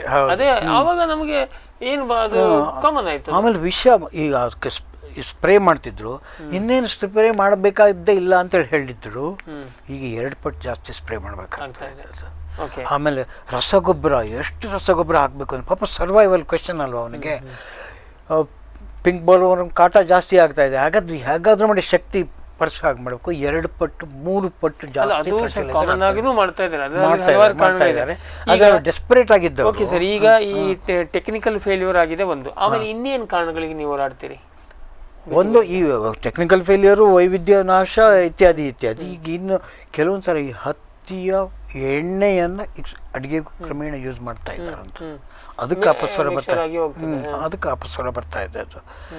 ಹೀಗೆ ಆಮೇಲೆ ರೈತನ ಹತ್ತಿ ಎಣ್ಣೆಯನ್ನ ಬಳಕೆ ಮಾಡಿದ್ರೆ ಅದು ಬೇರೆ, ಅದು ಸೆಳೆತನ ಬರುತ್ತೆ. ಆದರೆ ಅದರಿಂದ ನೀವು ಬಿಟಿ ಇದ್ದಿದ್ದಕ್ಕೂ ಅದಕ್ಕೂ ಏನು ಸಂಬಂಧ? ಬಿ ಟಿ ಅದು ಅಲ್ಲ, ಈ 10 ಕಾರಣಗಳಲ್ಲಿ ಅದು ಒಂದು ಕಾರಣ ನಾನು ಹೇಳೋದು. ಸರಿ, ಮುಖ್ಯವಾಗಿ ಏನಂದರೆ ರೈತರ ಆತ್ಮಹತ್ಯೆ ಮಾಡ್ಕೋತಾ ಇದ್ದಾರೆ ಬಿ ಟಿಯನ್ನು ನಂಬಿಕೊಂಡು. ಬೇರೆ ವೆರೈಟಿ ತರಕ್ಕೆ ಸಾಧ್ಯ ಇಲ್ಲ, ಹುಡುಕಕ್ಕೆ ಸಾಧ್ಯ ಇಲ್ಲ, ಹುಡುಕಿದ್ರು ಮತ್ತು ರಿವೈವ್ ಮಾಡಲಿಕ್ಕೆ ಸಾಧ್ಯ ಇಲ್ಲ ಅದು. ಹಾಗಾಗಿ ರೈತರು ಈಗ ಬೀಳ್ತಾ ಇದ್ದಾರೆ, ನಮ್ಗೆ ಆಲ್ಟರ್ನೇಟ್ ತಳಿ ಕೊಡಿ ಅಂದರೆ ತಳಿ ಕೊಡೋಕ್ಕೆ ಸಾಧ್ಯ ಆಗ್ತಾ ಇಲ್ಲ. ಸರ್ಕಾರ ಸಬ್ಸಿಡಿ ಕೊಟ್ಟು ಸಬ್ಸಿಡಿ ಮೊತ್ತ ತುಂಬ ಜಾಸ್ತಿ ಆಗ್ತಾಯಿದೆ. ಸರ್ಕಾರನೇ ಈಗ ತರಕ್ಕಾಗ್ತಾ ಇಲ್ಲ, ಮತ್ತೆ ರಿವೈವ್ ಮಾಡ್ಬೇಕಲ್ಲ ಅದನ್ನ. ಅದು ಜೀನ್ ಬ್ಯಾಂಕ್ನಲ್ಲಿ ಇರುತ್ತೆ. ಅದ್ರ ಮರದ ತಕ್ಷಣ ನಿಮ್ಗೆ 10-15 ಕ್ವಿಂಟಲ್ ಬೀಜ ಅಲ್ಲ ನೀವು ಬೇಕಾಗೋದು, 100 ಟನ್ ಬೀಜಗಳು ಬೇಕಾಗ್ತದೆ. ಅದನ್ನೆಲ್ಲ ಮತ್ತೆ ರಿವೈವ್ ಮಾಡಬಹುದು. ಆದ್ರೆ ಅಟ್ಲೀಸ್ಟ್ ಜೀನ್ ಬ್ಯಾಂಕ್ ನಲ್ಲಿ ಇದೆ, ಅಟ್ಲೀಸ್ಟ್ NBPGRI ಸ್ಟೋರ್ ನಲ್ಲಿ ಇದ್ದೇ ಇರುತ್ತೆ, ಯಾವುದು ಕಳೆದೇನು ಹೋಗಿಲ್ಲ. ಸಾಧ್ಯ ಇದೆ, ಯಾಕಂದ್ರೆ ಸುಮಾರು 14 ರಾಷ್ಟ್ರಗಳು ವಾಪಸ್ ಅಂದ್ರೆ ಬಿ ಟಿ ಬೇಡ ಅಂತೇಳಿ ವಾಪಸ್ ಹೋಗಿದ್ದಾರೆ. ಮತ್ತೆ ಇಲ್ಲಿ ಸರ್ ಏನ್ ಕೇಳಿದ್ರೆ, ರೈತರು ಕೇಳಿದ್ರೆ ನಿಧಾನವಾಗಿ ಆಗುತ್ತೆ, ರೈತರೇ ಪೂರ್ತಿ ನೀವು ಹೇಳ್ದಂಗೆ ಅಲ್ಲೇ ಹೋಗಿ ಬಿದ್ದಿದ್ರೆ ಏನಾಗಲ್ಲ. ಸರಿ, ಈಗ ಹೋರಾಟ ಮತ್ತೆ ಯಾಕೆ ಶುರು ಆಯ್ತು? ನಾನು ಇಂಟ್ರೊಡಕ್ಷನ್ ಅಲ್ಲಿ ಹೇಳಿದೆ, ಇಷ್ಟು ದಿನ ಈ ಬಿಟಿ ಹತ್ತಿ ನಾವು ತಿನ್ನೋದೇನೆಲ್ಲ ಬಿಡು, ಅಥವಾ ಈಗ ನೀವು ಹೇಳ್ದಂಗೆ ಎಣ್ಣೆ ಅದು ಎಲ್ಲೋ ಅಡ್ಮಿಷನ್ ಆಗಿ ಬರುತ್ತೆ ಹೇಳುವಾಗ ನಾವು ಏನೇನೋ ತಿಂತಾ ಇದೀವಿ ಇವತ್ತಿನ ಡೇಟಿಗೆ, ಅದು ಬಿಡಿ. ಆದರೆ ಈ ಈ ಭಾರತದ ಮಟ್ಟಿಗೆ ಇನ್ನೂ ಆಹಾರ ಬೆಳೆಗಳಲ್ಲಿ ಇರಲಿಲ್ಲ. ಈಗ ಆಹಾರ ಬೆಳೆಗೆ ನಿಧಾನವಾಗಿ ಇವರು ಪೆನೆಟ್ರೇಟ್ ಮಾಡೋಕ್ಕೆ ಪ್ರಯತ್ನ ಮಾಡ್ತಾ ಇದ್ದಾರೆ. ಮೊದಲನೇ ಪ್ರಯೋಗವಾಗಿ ಅಫ್ಕೋರ್ಸ್ ಈಗ ಬಂಗಾರದ ಭತ್ತ ರೆಡಿ ಇದೆ, BT ಬದನೆ ರೆಡಿ ಇದೆ, BT ಕ್ಯಾಬೇಜ್ ರೆಡಿ ಇದೆ, ಬೆಂಡಿ ರೆಡಿ ಇದೆ, ಮೆಣಸಿನಕಾಯಿ ರೆಡಿ ಇದೆ, ಅವೆಲ್ಲ ರೆಡಿ ಇದ್ದಾವೆ. ಆದರೆ ಇಳಿಸೋಕ್ಕೆ ಧೈರ್ಯ ಮಾಡಬೇಕದ್ದು ಯಾವುದಕ್ಕೆ ಅಂದರೆ ಈಗ ಅವರು ಒಂದು ಸಾಸಿವೆಯನ್ನು ನಾವು ಬಿಡ್ತಾ ಇದ್ದೀವಿ ಅಂತ ಹೇಳ್ತಾ ಇದ್ದಾರೆ. ಹಾಂ, ಅದಕ್ಕೆ ಅವ್ರು ಕೊಡೋ ಕಾರಣ ಏನು, ಇದು BT ಅಲ್ಲ ರೀ, ಇದು HT ಅಂತಾರೆ. HT ಅಂದರೆ ಹರ್ಬಿಸೈಡ್ ಟಾಲರೆಂಟ್ ಅಂತೇಳಿ. BT ಅಲ್ಲ, ಇದು ಟೆಕ್ನಿಕಲಿ ಆಲ್ಸೋ BT ಅಲ್ಲ. ಹೌದು, BTನೇ ಹೌದು. ಆದರೆ ಕುಲಾಂತರಿ ಅಂತ ಹೇಳಿದ್ರೆ ತಪ್ಪಾಗುತ್ತೆ. BT ನಾವು ಈಗ ಹೇಳಿದ್ದು ಬ್ಯಾಸಿಲಸ್ ಸುರೆಂಜನಿ ಸೇರಿಸಿ ಮಾತ್ರ BT. ಹೌದು, ಇದು ಕುಲಾಂತರಿ. ಅದಕ್ಕೂ ಕೂಡ ಬ್ಯಾಕ್ಟೀರಿಯಾದಿಂದನೇ ಒಂದು ಜೀನ್ ಎತ್ಕೊಂಡು ಅದು ಎಷ್ಟೇ ತನ್ನ ತಲೆ ಮೇಲೆ ನೀವು ಕೀಟನಾಶಕ ಅಲ್ಲ ಕಳೆನಾಶಕವನ್ನು ಸುರಿದ್ರೂ ಕೂಡ ಅದು ಗಟ್ಟಿಯಾಗಿ ನಿಂತ್ಕೊಂಡಿರುತ್ತೆ. ಈ ತಳಿ ಹಾಗೆ ಕಳೆನಾಶಕ ವಿರೋಧಿ ತಳಿ ಇದು. ಅದಕ್ಕೆ DMH11 ಅಂತೇಳಿ ಹೆಸರು ಕೊಟ್ಟಿದ್ದಾರೆ. ಆ ತಳಿಯನ್ನು ಬೆಳೆಸ್ಬೋದು ಅಂತ ಹೇಳಿದ್ರು. ಅದಕ್ಕೆ ವಿರೋಧ ಯಾಕೆ ಅಂತ ನೀವು ಕೇಳ್ಬೋದು. ಮೊದಲನೇ ಸಾರ್ವತ್ರಿಕ ವಿರೋಧ ಯಾಕೆ ಅಂದರೆ ಇದು ಆಹಾರವಾಗಿ ನಾವು ಬಳಸ್ತೀವಿ. ನಾವು ಉತ್ತರ ಭಾರತದಲ್ಲಿ ಸಾಸಿವೆ ಎಣ್ಣೆ ಒಂದಲ್ಲ, ಸರ್ಸೋಕ ಸಾಗ್ ಅಂತೇಳಿ ನಾವು ಹೇಗೆ ಪಾಲಕ್ ಪನ್ನೀರ್ ಮಾಡ್ತೀವಲ್ಲ ಹಾಗೆ ಸಾಸಿವೆ ಎಲೆಯಿಂದ ಅವರು ಅದರ ಎಲೆಯನ್ನೇ ನಾವು ಕೆಸರಿನ ಸೊಪ್ಪಿನ ಕರ್ಕಲಿ ಅಂತೆಲ್ಲ ಮಾಡ್ತೀವಲ್ಲ ಹಾಗೆ ಅವರು ತುಂಬ ಸ್ವಾದಿಷ್ಟವಾಗಿ ಮಾಡ್ತಾರೆ ಅವರು ಸಾಸಿವೆ ಎಲೆಯಿಂದನೇ. ಸೊ ಅದಕ್ಕೂ ತುಂಬ ಡಿಮಾಂಡ್ ಇದೆ. ಮೊದಲನೇ ಬಾರಿಗೆ ಆಹಾರ ವಸ್ತುವಾಗಿ ಇದನ್ನು ನೀವು ಬಳಸ್ತಾ ಇದ್ದೀರಿ. ಅದು ಮೊದಲನೇ ಆಕ್ಷೇಪಣೆ. ಎರಡನೇ ಆಕ್ಷೇಪಣೆ ಅಂದರೆ ಏನು, ಯಾಕೆ ಅಗತ್ಯ ಇದೆಯಾ, ನಮಗೆ ಅಗತ್ಯ ಇದೆ, ಯಾಕೆ ಅಗತ್ಯ ಇಲ್ಲ ಅಂದರೆ ಈಗ ಇಂಟ್ರೊಡ್ಯೂಸ್ ಮಾಡ್ತಾ ಇರುವ ತಳಿಗಿಂತ ಹೆಚ್ಚಿನ ಇಳುವರಿ ಕೊಡಬಲ್ಲ 1400 kg ಕೊಡಬಲ್ಲ ಅಂತ ತಳಿ ಈಗಾಗಲೇ ಇದ್ದಾವೆ, ರೈತರು ಬೆಳೀತಾ ಇದ್ದಾರೆ. ಅದು ಎರಡನೇ. ಅಗತ್ಯವಿಲ್ಲದೆ ಒಂದು ಆಹಾರ ವಸ್ತುವಾಗಿ ಅಪಾಯಕಾರಿಯಾಗಿದ್ದು ಒಂದು. ಮೂರನೇದು ಅಂದರೆ ನಮಗೆ ಇದು ಉತ್ತರ ಭಾರತದಲ್ಲಿ ಅದೆಲ್ಲ ಬಳಕೆಯಲ್ಲಿದೆ, ಯಾಕೆ ನೀವು ತರ್ತಾ ಇದ್ದೀರಾ ಇದನ್ನು ಹೇಳಿ ಕಾರಣನ ಅಂತೇಳಿ. ಆಮೇಲೆ ಇದರಿಂದ ಕಳೆ ಬರೋದಿಲ್ಲ ರೈತರಿಗೆ, ಅದು ದೊಡ್ಡ ಪ್ರಾಬ್ಲಮ್. ಕಳೆ ಕೀಳೋದಿದೆಯಲ್ಲ, ಸಾಸಿವೆ ಬೆಳೆಯಲ್ಲಿ ಕಳೆ ಕೀಳೋದು ದೊಡ್ಡ ಪ್ರಾಬ್ಲಮ್ ಆಗಿರುತ್ತೆ. ತುಂಬ ಮಂದಿ ರೈತರಿಗೆ ಸಿಗೋದಿಲ್ಲ, ಅಂದರೆ ಕೂಲಿ ಆಳುಗಳು ಸಿಗೋದಿಲ್ಲ. ಇನ್ನೂ ಮುಖ್ಯವಾದ ಪ್ರಶ್ನೆ ಏನಂದರೆ, ಸರಿ ನೀವು ಸ್ಪ್ರೇ ಮಾಡ್ತೀರ ಅದ್ರ ಮೇಲೆ, ಆದರೆ ಅಲ್ಲಿ ದುಂಬಿ ಬರುತ್ತೆ, ಅಲ್ಲಿ ಜೇನುನೊಣ ಬರುತ್ತೆ, ಅಲ್ಲಿ ನಮಗೆ ಬೇರೆ ಬೇರೆ ಕೀಟಗಳು ಬರ್ತವೆ, ಅವೆಲ್ಲ ಚಿಟ್ಟೆ ಬರುತ್ತೆ, ಅವೆಲ್ಲ ಹಾರಿ ಹೋಗಿ ಮುಂದೆ ಅವುಗಳ ಜೀವನ ಹೇಗಾಗುತ್ತೋ, ಅವು ಸತ್ತೋದ್ರೆ, ಜೇನುನೊಣ ಸತ್ತೋದ್ರೆ ಎಂಥ ಅಪಾಯ ನಮ್ಗೆ ಗೊತ್ತಿದೆಯಲ್ಲ. ಅಲ್ಲ ಅದು ಸರ್, ನೀವು ಇದಕ್ಕೆ ಯಾಕೆ ಕ್ಲೇಮ್ ಮಾಡ್ತೀರಿ? ಈಗಾಗಲೇ ನಾವು ಸಾಕಷ್ಟು ಕೀಟನಾಶಕಗಳನ್ನು ಸ್ಪ್ರೇ ಮಾಡ್ತಾ ಇದೀವಿ, ಅದರಿಂದ ಅದೆಲ್ಲ ನೀವು ಹೇಳಿದ್ದು ಆಗ್ತಾ ಇದೆ. ಮತ್ತೆ ಹರ್ಬಿಸೈಡ್ ನೆನ್ಪಿಟ್ಕೊಳ್ಳಿ, ಹರ್ಬಿಸೈಡ್ನಿಂದ ನೇರವಾಗಿ ಕೀಟಗಳು ಸಾಯೋದಿಲ್ಲ. ಕೀಟನಾಶಕದಂಗಲ್ಲ, ಇದು ಸ್ವಲ್ಪ ಕೆಟಗರಿ ಬೇರೆ. ಈಗ ಇವನು ಶಿಲೀಂಧ್ರನಾಶಕ ಹೊಡೆದ್ರೆ ಈಗ ಹೆಂಗಾಗಿದೆ ಪರಿಸ್ಥಿತಿ ಅಂದ್ರೆ, ಕೀಟನಾಶಕ ಹೊಡೆದ್ರೆ ಕೀಟ ಸಾಯಲಾರ್ದಂಗಾಗಿದೆ. ಅವಾಗ ಹರ್ಬಿಸೈಡ್ ಇಂದ ಕೀಟ ಸಾಯೋದಿಲ್ಲ. ಇಲ್ಲ, ಅದು ಕೆಲವೊಂದು ನಮ್ಗೆ ಗೊತ್ತಿರಲ್ಲ. ಮುಂದಿನ ಈಗ ಒಂದು ಸಣ್ಣ ಕತೆ ಹೇಳ್ತೀನಿ. ವಿಯೆಟ್ನಾಂದಲ್ಲಿ ಅಮೆರಿಕ ಯಾವ್ಯಾವ ರೀತಿಯ ಬಾಂಬ್ ದಾಳಿ ಮಾಡಿ ಫೇಲ್ ಆದಾಗ ಕೊನೆಗೆ ಇದೇ ಮೊನ್ಸಂಟೋ ಕಂಪ್ನಿಯವರು ನಮ್ಮ ಹತ್ರ ಒಂದು ವಿಷ ಇದೆ ಅಂತೇಳಿ, ಆ ವಿಷ ಯಾಕೆ ಆ ವಿಷ ಹಾಕಬೇಕು ಅಂದರೆ, ನಾವು ಎತ್ತರದಿಂದ ಸ್ಪ್ರೇ ಮಾಡಿದರೆ ವಿಮಾನದಲ್ಲಿ ಆ ಮರದ ಎಲೆಗಳೆಲ್ಲ ಸತ್ತೋಗ್ಬಿಡ್ತವೆ. ಆಮೇಲೆ ಅವರು ವಿಯೆಟ್ನಾಂ ಯೋಧರು ಎಲ್ಲೆಲ್ಲಿ ಅಡ್ಕೊಂಡು ಕೂತ್ಕೊಂಡಿದ್ದಾರೆ, ಎಲ್ಲೆಲ್ಲಿ ಓಡಾಡ್ತಾರೆ ಕಾಣ್ತಾರೆ ಅಂಥೇಳಿ. ಹಾಗಾಗಿ ಟನ್ಗಟ್ಟಲೆ ಏಜೆಂಟ್ ಆರೆಂಜ್ ಅಂಥೇಳಿ ಕೆಮಿಕಲ್ಸ್ ಹುರಿದ್ರು. ಅದ್ರ ಪರಿಣಾಮ ಎಷ್ಟಾಯಿತು ಅಂದರೆ, ಅದು ಹರ್ಬಿಸೈಡ್, ಅದಕ್ಕೆ ಅಗೇನ್ ಏಜೆಂಟ್ ಆರೆಂಜ್. 3ನೇ 4ನೇ ಶತಮಾನದ ಮಕ್ಕಳು, 4ನೇ ಪೀಳಿಗೆಯ ಮಕ್ಕಳು ಕೂಡ ಅಂಗವಿಕಲರಾಗಿ ಈಗ ಅಲ್ಲಿ ಭಾಳ ಕಷ್ಟಪಡ್ತಾ ಇದ್ದಾರೆ. ಹೇಗೆ ನೀವು ಹಿರೋಶಿಮಾದಲ್ಲಿ ಬಾಂಬ್ ಹಾಕಿ 5ನೇ 6ನೇ ಪೀಳಿಗೆ ಕೂಡ ಅದು ಎಫೆಕ್ಟ್ ಆಗ್ತಾ ಇದೆ, ಹಾಗೆ ಆಗ್ತಾ ಇದೆ. ಭೂಮಿದೀಪ ಸಾರಜನಕ ರಂಜಕ ಒದಗಿಸುವ ಸೂಕ್ಷ್ಮಾಣುಜೀವಿ ಮಿಶ್ರಿತ ಸಮೃದ್ಧ ಸಾವಯವ ಎರೆಗೊಬ್ಬರ. ಕಾಳು ಮೆಣಸಿಗೆ ಟ್ರೈಕೋಡರ್ಮಾ ಸಂವರ್ಧಿತ ವಿಶೇಷ ಎರೆಗೊಬ್ಬರ. ಕುದುರೆ, ಹೇಸರಗತ್ತೆ, ಲದ್ದಿಯ ಅಧಿಕ ಪೌಷ್ಟಿಕಾಂಶದ ಅಶ್ವಸಾರ ಎರೆಗೊಬ್ಬರ. NPK, ಲಘು ಮತ್ತು ಸೂಕ್ಷ್ಮ ಪೋಷಕಾಂಶಗಳು, ಸಸ್ಯ ಪ್ರಚೋದಕಗಳು ಹಾಗೂ ಹಾರ್ಮೋನುಗಳ ಆಗರ ಭೂಮಿದೀಪ ಎರೆಗೊಬ್ಬರ. ಫಾರ್ಮಿಲಿ ನರ್ಸರಿ ರೋಗರಹಿತ ಪಣಿಯೂರು 1, 2, 4, 5 ತೇವಂಕಾಳು ಮೆಣಸು. ಅಧಿಕ ಇಳುವರಿಯ Chandragiri F1, Hemavathi, C2R, dwarf robusta coffee ಗಿಡಗಳು, ಕ್ಯಾಡ್ಬರಿ F1 ಹೈಬ್ರಿಡ್ ಕೋಕೋ ಸಸಿಗಳು, ಕಸಿ ಜಾಯಿಕಾಯಿ, ಏಲಕ್ಕಿ, ಚಕ್ಕೆ, ಸಿಲ್ವರ್ ಓಕ್, ಅಡಿಕೆ, ಬಟರ್ ಫ್ರೂಟ್, ಹಲಸು ಮುಂತಾದ ಹಣ್ಣಿನ ಗಿಡಗಳು. ಕಳಂಕರಹಿತ ಬಹುಕಾಲ ಸೇವೆ ನಮ್ಮ ಗುರಿ. ಫಾರ್ಮಿಲಿ nursery. Megha solar energy solutions ಸುಲಭ ಲಭ್ಯ, ಕೈಗೆಟುಕುವ, ಸ್ವತಂತ್ರ, ಸುಸ್ಥಿರ ಭವಿಷ್ಯದ ಗ್ರೀನ್ ಎನರ್ಜಿ ಉಪಾಯ. ನಿರಂತರ ಉಚಿತ ನೀರಾವರಿಗೆ Megha solar pump set, roof top solar, solar CC camera ಮತ್ತು ಸೋಲಾರ್ ಬೀದಿ ದೀಪಗಳು, ಡ್ರಿಪ್, ಸ್ಪ್ರಿಂಕ್ಲರ್, ಇರಿಗೇಷನ್ ಮತ್ತು ಫರ್ಟಿಗೇಷನ್ ಆಟೋಮೇಷನ್, ತೋಟಗಾರಿಕೆ, ಕ್ರೆಡಲ್ ಹಾಗೂ ಸೂರ್ಯಘರ್ ಸಬ್ಸಿಡಿ ಯೋಜನೆಯಡಿ ಅಂಗೀಕೃತ. Megha Agrotech. Jain irrigation systems limited ಭಾರತದ ಹನಿ ನೀರಾವರಿ ತಂತ್ರಜ್ಞಾನದ ಪ್ರಥಮ ಪ್ರವರ್ತಕ, ಜಗತ್ತಿನ ಅತಿ ದೊಡ್ಡ ಸ್ಪ್ರಿಂಕ್ಲರ್ಸ್ ಉತ್ಪಾದಕ ಕಂಪನಿ. ಸಂರಕ್ಷಿತ ಕೃಷಿಯಲ್ಲಿ ಹಸಿರು ಮನೆಗಾಗಿ ಮಿಸ್ಟರ್, ಫಾಗರ್, ಫ್ಯಾನ್ ಮತ್ತು ಪ್ಯಾಡ್ ಹಾಗೂ ನೆರಳು ಮನೆ, ಸ್ವಯಂ ಚಾಲಿತ ನೀರಾವರಿ ವ್ಯವಸ್ಥೆ ಮತ್ತು ರಸಾವರಿ ತಂತ್ರಜ್ಞಾನ. ಕೃಷಿಯಲ್ಲಿ ನೀರಿನ ಸಮರ್ಪಕ ಬಳಕೆ ಹಾಗೂ ಉಳಿತಾಯಕ್ಕೆ ಮತ್ತೊಂದು ಹೆಸರು ಜೈನ್. ಗ್ರೀನ್ ಪ್ಲಾಸ್ಟ್ ISI ಪ್ರಮಾಣೀಕೃತ ಪರಿಶುದ್ಧ HDPE ಜಿಯೋ ಮೆಂಬ್ರೇನ್ ಪಾಂಡ್ ಲೈನರ್ಗಳು. ಕೃಷಿ ಹೊಂಡ, ಕೆರೆ, ಕಾಲುವೆ, ಮೀನುಕೊಳ, ಸ್ಪಿರುಲಿನಾ ಹೊಂಡಗಳಿಗೆ ಬೇಕಾದ ಆಕಾರ ಮತ್ತು ವಿಸ್ತೀರ್ಣಗಳಲ್ಲಿ ಸರ್ಕಾರದ ಸಬ್ಸಿಡಿ ಯೋಜನೆಯಡಿ ಲಭ್ಯ. 100% ಪುನರ್ಬಳಕೆ, ಯುವಿ ಮತ್ತು ಒಡಕು ನಿರೋಧಕ, ಪಕ್ಕಾ ಜೋಡಣೆ, 5 ವರ್ಷಗಳ ಲಿಖಿತ ವಾರಂಟಿ. ಗ್ರೀನ್ ಪ್ಲಾಸ್ಟ್.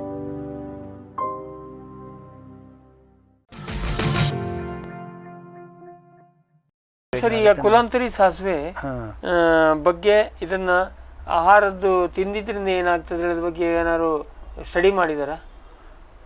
ಮಾಡಿಲ್ಲ. ಅದು ಮಾಡೋಕ್ಕೆ ಏನಂದರೆ, ನೀವು ಸಣ್ಣ ಪುಟ್ಟ ಇರುವೆ ಆದರೆ ಪ್ರತಿ ನೋಣ ಆದರೆ ಪ್ರತಿ 8 ಗಂಟೆಗೆ ಒಂದು ನೀವು ಹೊಸ ಜನರೇಷನ್ ಶುರು ಆಗುತ್ತೆ. ಇದು ಎಷ್ಟೋ ಜನರೇಷನ್ ಬೇಕು. ಅದು ಅಷ್ಟು ಕಾಯಕ್ಕೆ ಇವ್ರಿಗೆ ಪುರ್ಸೊತ್ತಿಲ್ಲ, ಟೈಮ್ ಇಲ್ಲ. ಅದೇ ಕಾರಣ ಇಲ್ಲಿ ನಾನು ಒಂದು ಆ್ಯಡ್ ಮಾಡ್ತೀನಿ. ಈಗ ನಾವು ನಮ್ಮ ಫಾರ್ಮ್ ಟಿವಿ ಕಡೆಯಿಂದ ಈ ಕುಲಾಂತರಿ ಬಗ್ಗೆ ವಿರೋಧ ಇದೆ. ನೀವು ಹೇಳಿದಾಗೇ ಕುಲಾಂತರಿ ತಂತ್ರಜ್ಞಾನದ ಹಲವಾರು ಅವಕಾಶ ಇದೆ. ಈಗ ಎಲ್ಲದನ್ನು ಯಾವುದೇ ಅಸ್ತ್ರ ಅದನ್ನ ಸರಿಯಾಗಿ ಬಳಸಿದ್ರೆ ಮನುಕುಲಕ್ಕೆ ಪೂರಕ, ಅದನ್ನೇ ದುರ್ಬಳಕೆ ಮಾಡಿ ಅಣು ವಿಜ್ಞಾನನೇ, ಅಣು ವಿಜ್ಞಾನ ವಿದ್ಯುತ್ ಮಾಡ್ಬೋದು, ಇನ್ನೊಂದು ಮಾಡ್ಬೋದು, ಆಪರೇಷನ್ ಮಾಡ್ಬೋದು, ಸ್ಕ್ಯಾನಿಂಗ್ ಮಾಡ್ಬೋದು. ಅದನ್ನೇ ಬಾಂಬ್ ಹಾಕಿದ್ರೆ ಬಾಂಬ್ ಆಗ್ತದೆ. ಹಾಗಾಗಿ ಎರಡೂ ರೀತಿಯಲ್ಲಿ ಬಳಕೆ ಮಾಡ್ಬೋದು. ಹೆಂಗೆ ಇಲ್ಲಿ ನಾನು ಒಂದು ನೋಡಿದ್ದೀನಿ. ಈಗ ಸರಿ, ಈ ಸಂದರ್ಭದಲ್ಲಿ ನಾನು ಇನ್ನೊಂದು ಹೇಳಕ್ಕೆ ಇಷ್ಟಪಡ್ತೀನಿ. ಏನಂದ್ರೆ ಎಲ್ಲ ಬಹುತೇಕ ಮಾಡಕೊಂಡು ಇವು ಏನು MNC ಕಂಪ್ನಿ, ಅದು ಬಾಯರ್ ಇರ್ಬೋದು, ಇನ್ನೊಂದು ಇರ್ಬೋದು. ಈಗ ಮೊನ್ನೆ ಒಂದು ಸುದ್ದಿ ಬಂತು, ನಮ್ಮ ಕೃಷಿ ವಾರ್ತೆಯಲ್ಲಿ ಕೂಡ ಪ್ರಸಾರ ಮಾಡಿದ್ವಿ. ಏನಂದ್ರೆ ಅರ್ಧ ಸತ್ಯವನ್ನ ಮಾತ್ರ ಹೇಳೋದು ಅಥವಾ ಅರ್ಧ ಸತ್ಯವನ್ನ ಬರ್ಸೋದು. ನೀವೊಬ್ಬ ಪತ್ರಕರ್ತರಾಗಿ ಗೊತ್ತು, ಈಗ ಪತ್ರಿಕಾ ಇವತ್ತಿನ ಇದ್ರಲ್ಲಿ ಹೆಂಗ್ ನಡೀತದೆ, ಪೇಡ್ ನ್ಯೂಸ್ಗಳು ಹೆಂಗ್ ಬೇಕಾದ್ರೂ ಬರೀತಾರೆ, ಅವರೇ ಬರೆಸಿ ಕೊಡ್ತಾರೆ. ಸೊ ಏನಂದ್ರೆ, ನಾವು ಭಾರತದ ಸರ್ಕಾರದ ಜೊತೆಗೆ ಸೇರ್ಕೊಂಡು ನಾವು ಡ್ರೈ ಪ್ಯಾಡಿಯನ್ನ ನಾವು ಜನಪ್ರಿಯ ಮಾಡ್ತೀವಿ, ತಂತ್ರಜ್ಞಾನವನ್ನು ಹೇಳಿಕೊಡುತ್ತೇವೆ. ಬಹುತೇಕ ಸಾಮಾನ್ಯ ಪತ್ರಕರ್ತರಿಗೆ ಅದ್ರ ಕಲ್ಪನೆ ಇಲ್ಲ. ಡ್ರೈ ಪ್ಯಾಡಿ ಬೀಜ ಬಿತ್ತದು ಏನು ಬಹಳ ಹಳೆ ತಂತ್ರಜ್ಞಾನ, ಅದೆಲ್ಲರಿಗೂ ಗೊತ್ತು. ಇವತ್ತು ನಮ್ಮ ಮುಂಡುಗೋಡದಲ್ಲೆಲ್ಲ ಇದೆ. ಹಾಗಾದ್ರೆ ಭತ್ತದಲ್ಲಿ ಯಾಕೆ ಡ್ರೈ ಪ್ಯಾಡಿ ಬಿಟ್ಟರು ಕೇಳಿದ್ರೆ, ಕಳೆ ನಿಯಂತ್ರಣ ಕಷ್ಟ, ಕಳೆ ನಿಯಂತ್ರಣ ಕಷ್ಟ. ಅದಕ್ಕಾಗಿ ಏನಾದ್ರೆ ಭತ್ತ ನೀರಲ್ಲಿ ನಿಂತ್ರೆ ಅವಾಗ ಕಳೆ ಪ್ರಮಾಣ ಕಡಿಮೆ ಆಗ್ತದೆ ಅವಾಗ.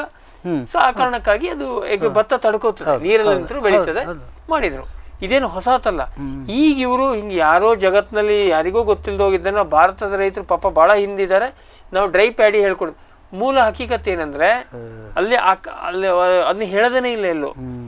ಡ್ರೈ ಪ್ಯಾಡಿ ಬೆಳೆಸಿ ಹಾಗಾದ್ರೆ ಕಳೆ ನಿಯಂತ್ರಣಕ್ಕೆ ಏನ್ ಮಾಡ್ತೀರಿ? ಅವಾಗ ಹೇಳ್ತಾರೆ ನಮ್ಮ ಕಂಪ್ನಿದೊಂದು ಕಳೆನಾಶಕ ಇದೆ, ಅದನ್ನ ಅಂದ್ರೆ ಡ್ರೈ ಪ್ಯಾಡಿ ಹಾಕದಲ್ಲೆಲ್ಲ ನೀವು ಅವ್ರ ಕಳೆನಾಶಕವನ್ನು ಬಳಕೆ ಮಾಡಬೇಕು. ಕಳೆನಾಶಕದಿಂದ ಭೂಮಿಯ ಸೂಕ್ಷ್ಮ ಜೀವಿಗಳು ಸತ್ಯನಾಶ ಆಗತ್ತೆ, ಆಯ್ತಾ? ಅದು ಹರಿದೋದ್ ನೀರಲ್ಲಿ ಏನೇನ್ ಆಗ್ತಲ್ಲ ಅದು ಗೊತ್ತಿಲ್ಲ. ಅದು ಮುಂದಿನ ಬಿಡಾಕಿ. ಈಗ ಇಲ್ಲೇನೆ ಹೋದ್ರೆ ಆರ್ಗ್ಯಾನಿಕ್ ಕವರ್ ಹೋಯ್ತು, ಅದಿಷ್ಟು ಆರ್ಗ್ಯಾನಿಕ್ ಮ್ಯಾಟರ್. ನಾವು ಈಗ ನಮ್ಮ ಫಾರ್ಮ್ ಟಿವಿಲಿ ಯಾರಿಗೂ ಕಳೆನಾಶಕ ಹಾಕ್ಬೇಡ್ರಿ ಅಂತ ಹೇಳ್ತೀವಿ, ಅದಕ್ಕೆ ಬೇರೆ ಬೇರೆ ದಾರಿಗಳಿದೆ. ಸೊ ಇಲ್ಲಿ ಇವರು ಡ್ರೈಸ್ ಪ್ಯಾಡಿ ತಂತ್ರಜ್ಞಾನವನ್ನ ಭಾರತದ ರೈತರಿಗೆ ಏನೋ ಹೇಳ್ಕೊಡ್ತೀವಿ, ಉಪಕಾರ ಮಾಡ್ತೀವಿ ಹೇಳೋ ರೀತಿಯಲ್ಲಿ ಹೇಳಿ ನಮ್ಮದೇ ಕಳೆನಾಶಕ ಮಾರಕ್ಕೆ ಹುನ್ನಾರಾಡೋದನ್ನ ಹೇಳೋದನೇ ಇಲ್ಲ. ಈಗ ಇಲ್ಲಿನೂ ತಂತ್ರಜ್ಞಾನ ಎಷ್ಟೇ ಚೆನ್ನಾಗಿದ್ರು ಅಥವಾ ಒಮ್ಮೆ ಚೆನ್ನಾಗಿದೆ ನಮ್ಗೆ ಬೇಕು ಅಂತಂದ್ರೂ ಇಲ್ಲೇನು ಮಾಡಕ್ಕೆ ಹೊರಡ್ತಾರೆ ಇವರು, ಅದೊಂದು ಹವಾ ಎಬ್ಸಿ ಅದೊಂದೇ ತಳಿ ಇಡೀ ಭಾರತವನ್ನು ಅವರು ಮಾಡುವಾಗ ಮಾಡ್ತಾರೆ. ಈಗ ಬಿಟಿ ಹತ್ತಿ ಆಗಿರೋದು ಅದೇ. ಇನ್ನೂ ಒಂದು ಇವರಿಗೆ ಪ್ರಸ್ತಾಪ ಮಾಡದೇ ಇರುವಂಥ ಒಂದು ಹೇಳ್ತೀನಿ, ನಮ್ಮಲ್ಲಿ ಈಗಲೂ ಕೂಡ ಸಾವಯವ ಹತ್ತಿಗೆ ತುಂಬ ಬೇಡಿಕೆ ಇತ್ತು. ಈ ಬೇರೆ ಬೇರೆ ದೇಶದಲ್ಲಿ ಇದೆ. ನಾವು we are the biggest exporters. ಆದರೆ ಈಗ ಕಳ್ಕೊಬಿಟ್ಟಿದ್ದೀವಿ ಬಿಟಿ ಬಂದ ಮೇಲೆ. ಅದೇ ರೀತಿ ಬಾಸ್ಮತಿ ತುಂಬ ಬೇಡಿಕೆ ಇದೆ. ನೀವು ಬಿಟಿ ರೈಸ್ ತಂದಿರ ಅಂದರೆ ಬಾಸ್ಮತಿ ಬೇಡಿಕೆ ನಾನಾ ರೀತಿಯ ಸಾವಯವ. ನಮ್ಮ ಫ್ಯೂಚರ್ ಏನಂದರೆ ಸಾವಯವ ಕೃಷಿಯೇ ಇಟ್ ಕುಡ್ ಬಿ ನಮ್ಮ ಫ್ಯೂಚರ್ ಆಗ್ಬೋದಿತ್ತು. ಇಡೀ ಜಗತ್ತಿಗೆ ಸಪ್ಲೈ ಮಾಡುವಷ್ಟು ಸಾವಯವ ಆಹಾರೋತ್ಪನ್ನಗಳನ್ನು ಮಾಡ್ಬೋದಿತ್ತು. ಬಿಟಿ ಬಂದ ತಕ್ಷಣ ಅವು ತಳಿ ವೆರೈಟಿ ಹೋಗುತ್ತೆ. ಆಯುರ್ವೇದ ಅಲ್ಲ, ಅದಕ್ಕಿಂತ ಸರ್ ಇನ್ನೊಂದು ಪಾಯಿಂಟ್ ಇದೆ. ಇದು ನಾವು ಬಿಟಿ ಬೇಡ, ಬಿಟಿ ನಾವು ಹೇಳೋದು ನಿರ್ದಿಷ್ಟ, ಇದು ಜೆನೆಟಿಕಲಿ ಮಾಡಿಫೈಡ್. ಈ ಕುಲಾಂತರಿ ಬಂದರೆ ಅದಕ್ಕೊಂದು ಮೂಲ ಕಾರಣ ಏನಂದರೆ ಸಾವಯವ ಕೃಷಿ. ಇವನ್ ಇಂಟರ್ನ್ಯಾಷನಲ್ ಏನು ನಾರ್ಮ್ಸ್ ಏನಿದೆ, ಐಫೋಮ್ನವ್ರು ಮಾಡಿದ್ದು ಅಥವಾ ಬೇರೆ ನಮ್ಮ ಇಂಡಿಯನ್ ಇದರಲ್ಲಿ ಮಾಡಿರೋದಲ್ಲಿ ಸಾವಯವ ಕೃಷಿ ಉತ್ಪನ್ನ ಸರ್ಟಿಫಿಕೇಶನ್ನಲ್ಲಿ ಜೆನೆಟಿಕಲಿ ಮಾಡಿಫೈಡ್ ಅವಕಾಶ ಇಲ್ಲ. ನೀವು ಒಮ್ಮೆ ಈಗ ಜೆನೆಟಿಕಲಿ ಮಾಡಿಫೈಡ್ ಗೋಲ್ಡನ್ ಭತ್ತವನ್ನ ಸಾವಯವ ರೀತಿಯಲ್ಲೇ ಬೆಳೆದ್ರು ಕೂಡ ಅದು ಸಾವಯವ ಅಂತ ಸರ್ಟಿಫಿಕೇಶನ್ ಕೊಡೋದಿಲ್ಲ. ಏನಕ್ಕೆ ಅಂದರೆ ಸಾವಯವ ಮೂಲ ನಾರ್ಮ್ಸ್ ಅಲ್ಲಿ ಜೆನೆಟಿಕಲಿ ಮಾಡಿಫೈಡ್ ತಳಿಗಳಿಗೆ ಅವಕಾಶನೇ ಇಲ್ಲ. ಹಂಗಾಗಿ ಆ ಅವಕಾಶ ನಾವು ಕಳ್ಕೊಂಡು. ಆಮೇಲೆ ಆಯುರ್ವೇದ ಔಷಧ ಮೂಲಿಕೆಗಳು ಅವೆಲ್ಲ ಎಫೆಕ್ಟ್ ಆಗ್ಬೋದು. ನಮ್ಮ ಹನಿ ಅದಕ್ಕೆ ಎಫೆಕ್ಟ್ ಆಗ್ಬೋದು, ಗೊತ್ತಿಲ್ಲ. ಯಾಕಂದರೆ ಇದ್ರ ಮೇಲೆ ಟೆಸ್ಟ್ ಮಾಡಿಲ್ಲ ಇನ್ನೂ ಅಂತೇಳಿ ಹೇಳ್ಬಿಟ್ರೆ ಆಯ್ತಲ್ಲ, ಸಂಶಯವನ್ನು ಬಿತ್ತಿದಂಗೆ ಆಗುತ್ತೆ. ಸಂಶಯ ಒಮ್ಮೆ ನಮ್ಮ ತಲೆ ಒಳಗೆ ಹೋದ್ರೆ it may not be very ಸುಲಭ ಟೆಸ್ಟ್ ಮಾಡೋಕ್ಕೂ ಆಗೋದಿಲ್ಲ. ಈ ವಿಶಾಲ ದೇಶ, ವಿಶಾಲ ಪರಿಸರದಲ್ಲಿ ಯಾವ್ಯಾವ್ದ್ರ ಮೇಲೆ ಅಂತ ಟೆಸ್ಟ್ ಮಾಡ್ತೀವಿ. ಕರೆಕ್ಟ್, ಹೌದು ಅಲ್ವಾ? ಈಗ ಅದು ಯಾವುದೋ ಕಳೆ ಬದಲಾವಣೆ ಆಗಿ ಆ ಕಳೆಯನ್ನು ಹಸು ತಿಂದು ಆ ಹಸುವಿನ ಮುಖಾಂತರ ಇನ್ನು ಮನುಷ್ಯಂಗೆ ಬಂದು ಏನೇನಾಗ್ತದೆ ಗೊತ್ತಿಲ್ಲ. ಆಮೇಲೆ ಇಷ್ಟೊಳಗೆ ಇವ್ರು ತಂದಿದ್ದೆಲ್ಲ ವಿದೇಶದಲ್ಲಿ ರೆಡಿಯಾಗಿ ಅವೈಲೇಬಲ್ ಇರುವಂಥ ತಂತ್ರಜ್ಞಾನ ಅಂತ ರೆಡಿ ಅಂತ ಜೀವಿಗಳ ಮೇಲೆ. ಸೊ ಇಲ್ಲಿ ನಾವು ಮೇಲ್ನೋಟಕ್ಕೆ ಸರ್ ಇದೇನು ಕೇಳಿದ್ರೆ, ಇದು ತಂತ್ರಜ್ಞಾನವನ್ನು ಕೊಡ್ತೀನಿ ಹೇಳೋದಕ್ಕಿಂತ ಹೆಚ್ಚಿಗೆ ಇದು ಮೂಲತಃ ತಮ್ಮದು ಮೊನೋಪಲಿಯನ್ನು ಸೃಷ್ಟಿ ಮಾಡ್ಕೊಳ್ಳೋದಕ್ಕೆ ಬಲಾಢ್ಯ ಕಂಪನಿಗಳು ಮಾಡುವಂಥ ಕೆಲಸ. ಸರ್ ಈಗ ಒಂದು ಪ್ರಶ್ನೆ ಕೇಳ್ತೀನಿ ಸರ್. ಇಲ್ಲಿ ಹೋರಾಟ ಹೆಂಗೂ ನೀವು ಕೋರ್ಟಲ್ಲಿ ಎಲ್ಲ ಮಾಡ್ತೀರಿ. ಇಲ್ಲೀಗ ಕಣ್ಣೆದ್ರಿಗೇನೆ ಬಿಟಿ ಹತ್ತಿ ಫೇಲ್ ಆಗಿದ್ದು ಒಂದು ರೆಫರೆನ್ಸ್ ಇದೆ. ಹೌದು, ಹಂಗಿರುವಾಗ ಸುಲಭ ಅಲ್ವಾ ಈಗ ಅದನ್ನು ಸ್ಟಾಪ್ ಮಾಡೋದು? ಬಿಟಿ ತಂತ್ರಜ್ಞಾನ ಇಲ್ಲೇ ಕಣ್ಣೆದ್ರಿಗೆ ಫೇಲ್ ಆಗಿ ಆವಾಗ 2001ರಲ್ಲಿ ಇರಲಿಲ್ಲ. ಅವ್ರು ಹೇಳಿದ್ ನಾವು ನಂಬೇಕಿತ್ತು. ಈಗ ಇಷ್ಟೊಂದು ದೇಶಗಳು ರಿಜೆಕ್ಟ್ ಮಾಡಿದ್ದು ನಿಮ್ಮ ಮುಂದೆ ರೆಫರೆನ್ಸ್ ಇದೆ. ಬಿಟಿ ತಂತ್ರಜ್ಞಾನವನ್ನು ಅಥವಾ ಒಟ್ಟಾರೆ GM ತಂತ್ರಜ್ಞಾನವನ್ನು ಅವರು ಬಿಟ್ಟಾಗಿದ್ದು ನಿಮಗೆ ಗೊತ್ತು. ಜೊತೆಗೆ ಇಲ್ಲೇ ನಮ್ಮ ದೇಶದಲ್ಲೇ ಹತ್ತಿ ನಮ್ಮ ಕಣ್ಣೆದ್ರಿಗೆ ಫೇಲ್ ಆಗಿದೆ. ಅವಾಗ ಸುಲಭ ಅಲ್ವಾ? ಅದಕ್ಕೆ ಈ ರಾಷ್ಟ್ರೀಯ ಸಮಾವೇಶ ಹಮ್ಮಿಕೊಳ್ಳೋದು. ಯಾಕಂದರೆ ರೈತರಿಗೆ ಗೊತ್ತಾಗಲ್ಲ ಇವೆಲ್ಲ. ರೈತರಿಗೇನು ಪಕ್ಕದ ರೈತರು ಒಳ್ಳೆ ಚೆನ್ನಾಗಿ ಬೆಳಿತಾನೆ, ಅವನು ಎಷ್ಟು ಬೇಕಾದರೂ ಕೀಟನಾಶಕ ಕಳೆನಾಶಕ ಸುರಿತಾನೆ, ನೋಡಿ ಕಳೆ ಕೀಳಬೇಕಾದ್ದಿಲ್ಲ ಅಂತ ಅವನಿಗೆ ಗೊತ್ತಾದರೆ ಅವನು ಇನ್ನೊಬ್ಬನಿಗೆ ಹೇಳ್ತಾನೆ. ರೈತರಲ್ಲಿ ಜ್ಞಾನ ಹೆಚ್ಚಾಗಿ ಅಕ್ಕಪಕ್ಕದ ರೈತರು ಏನು ಮಾಡ್ತಾಯಿದ್ದಾರೆ ಆ ಮೂಲಕ ಜ್ಞಾನ ಹೋಗ್ತಾ ಇರುತ್ತೆ ಹೊರತು ವಿಜ್ಞಾನಿಗಳು ಏನು ಹೇಳಿದ್ದಾರೆ, ಹೋರಾಟಗಾರರು ಏನು ಹೇಳಿದ್ದಾರೆ ಅದನ್ನು ಕೇಳೋದು. ಭಾಳ ಸರಿ ವಿಜ್ಞಾನಿಗಳು ನಂಬೋದು ಇಲ್ಲ.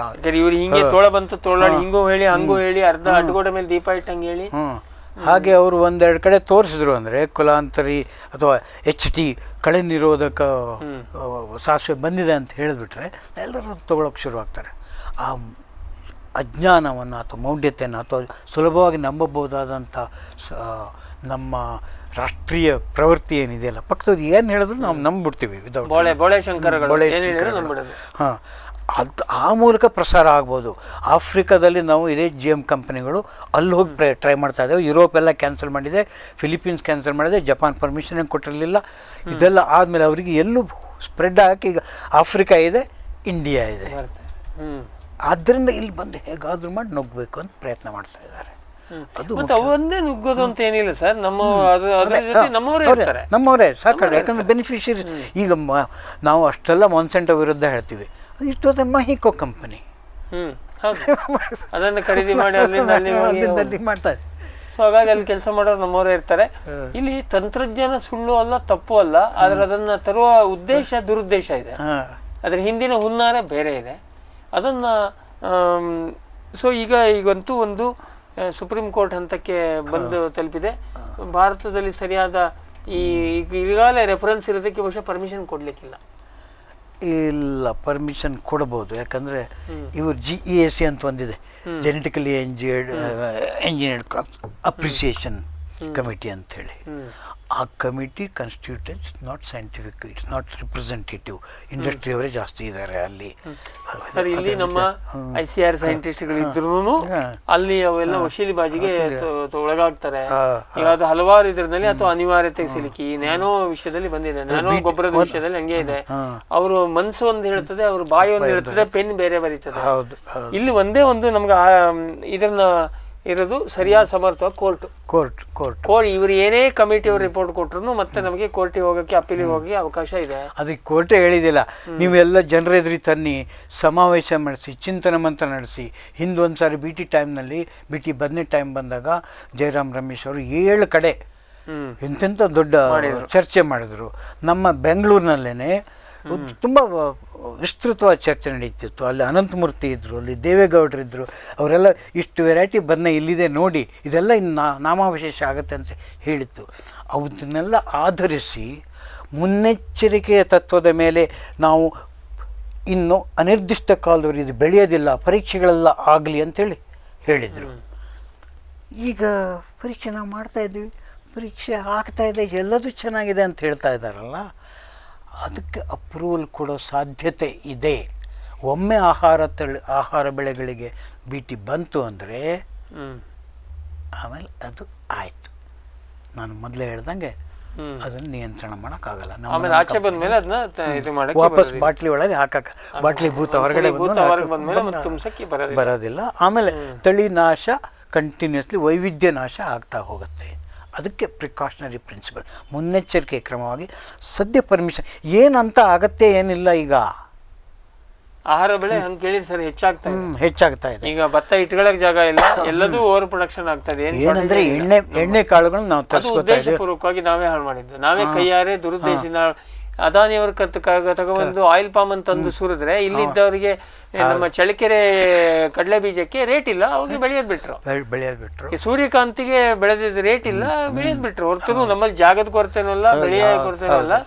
ಇದು ಇಂಪೋರ್ಟಿಗೆ ಅವಕಾಶ ಮಾಡಿಕೊಟ್ಟು 3 ಕಾಸಿಗೆ ಆಯಿಲ್ ಪಾಮ್ ಅಂತಂದು ಸುರಿದು ಆಗಿರೋದು ಹೊರತು ಅದನ್ನು ಸ್ಟಾಪ್ ಮಾಡಿದ್ರೆ ಬೇಡ ಅಂದ್ರೂ ಇಲ್ಲಿ ಸರಿ ಹೋಗ್ತದೆ. ಈಗ ನಾವು ಈಗಲೂ ಕೂಡ ಖಾದ್ಯ ತೈಲದ ಬಗ್ಗೆ ನಾವು ಸ್ವಾವಲಂಬಿ ಆಗ್ಲಿಕ್ಕೆ ಸಾಧ್ಯ ಇದೆ. 4-5 ವರ್ಷ ನೀವು ಕರೆಕ್ಟಾಗಿ ಪ್ರಮೋಟ್ ಮಾಡಿದ್ರೆ ಸಾಧ್ಯ ಆಗುತ್ತೆ. ಒಂದೇ ಒಂದು ಕೇಳಿದ್ರೆ ವರ್ಕೌಟ್ ಆಗಬೇಕು, ಅಲ್ಟಿಮೇಟ್ಲಿ ಎಲ್ಲರಿಗೂ ವರ್ಕೌಟ್ ಆಗಬೇಕು ಅಷ್ಟೇ.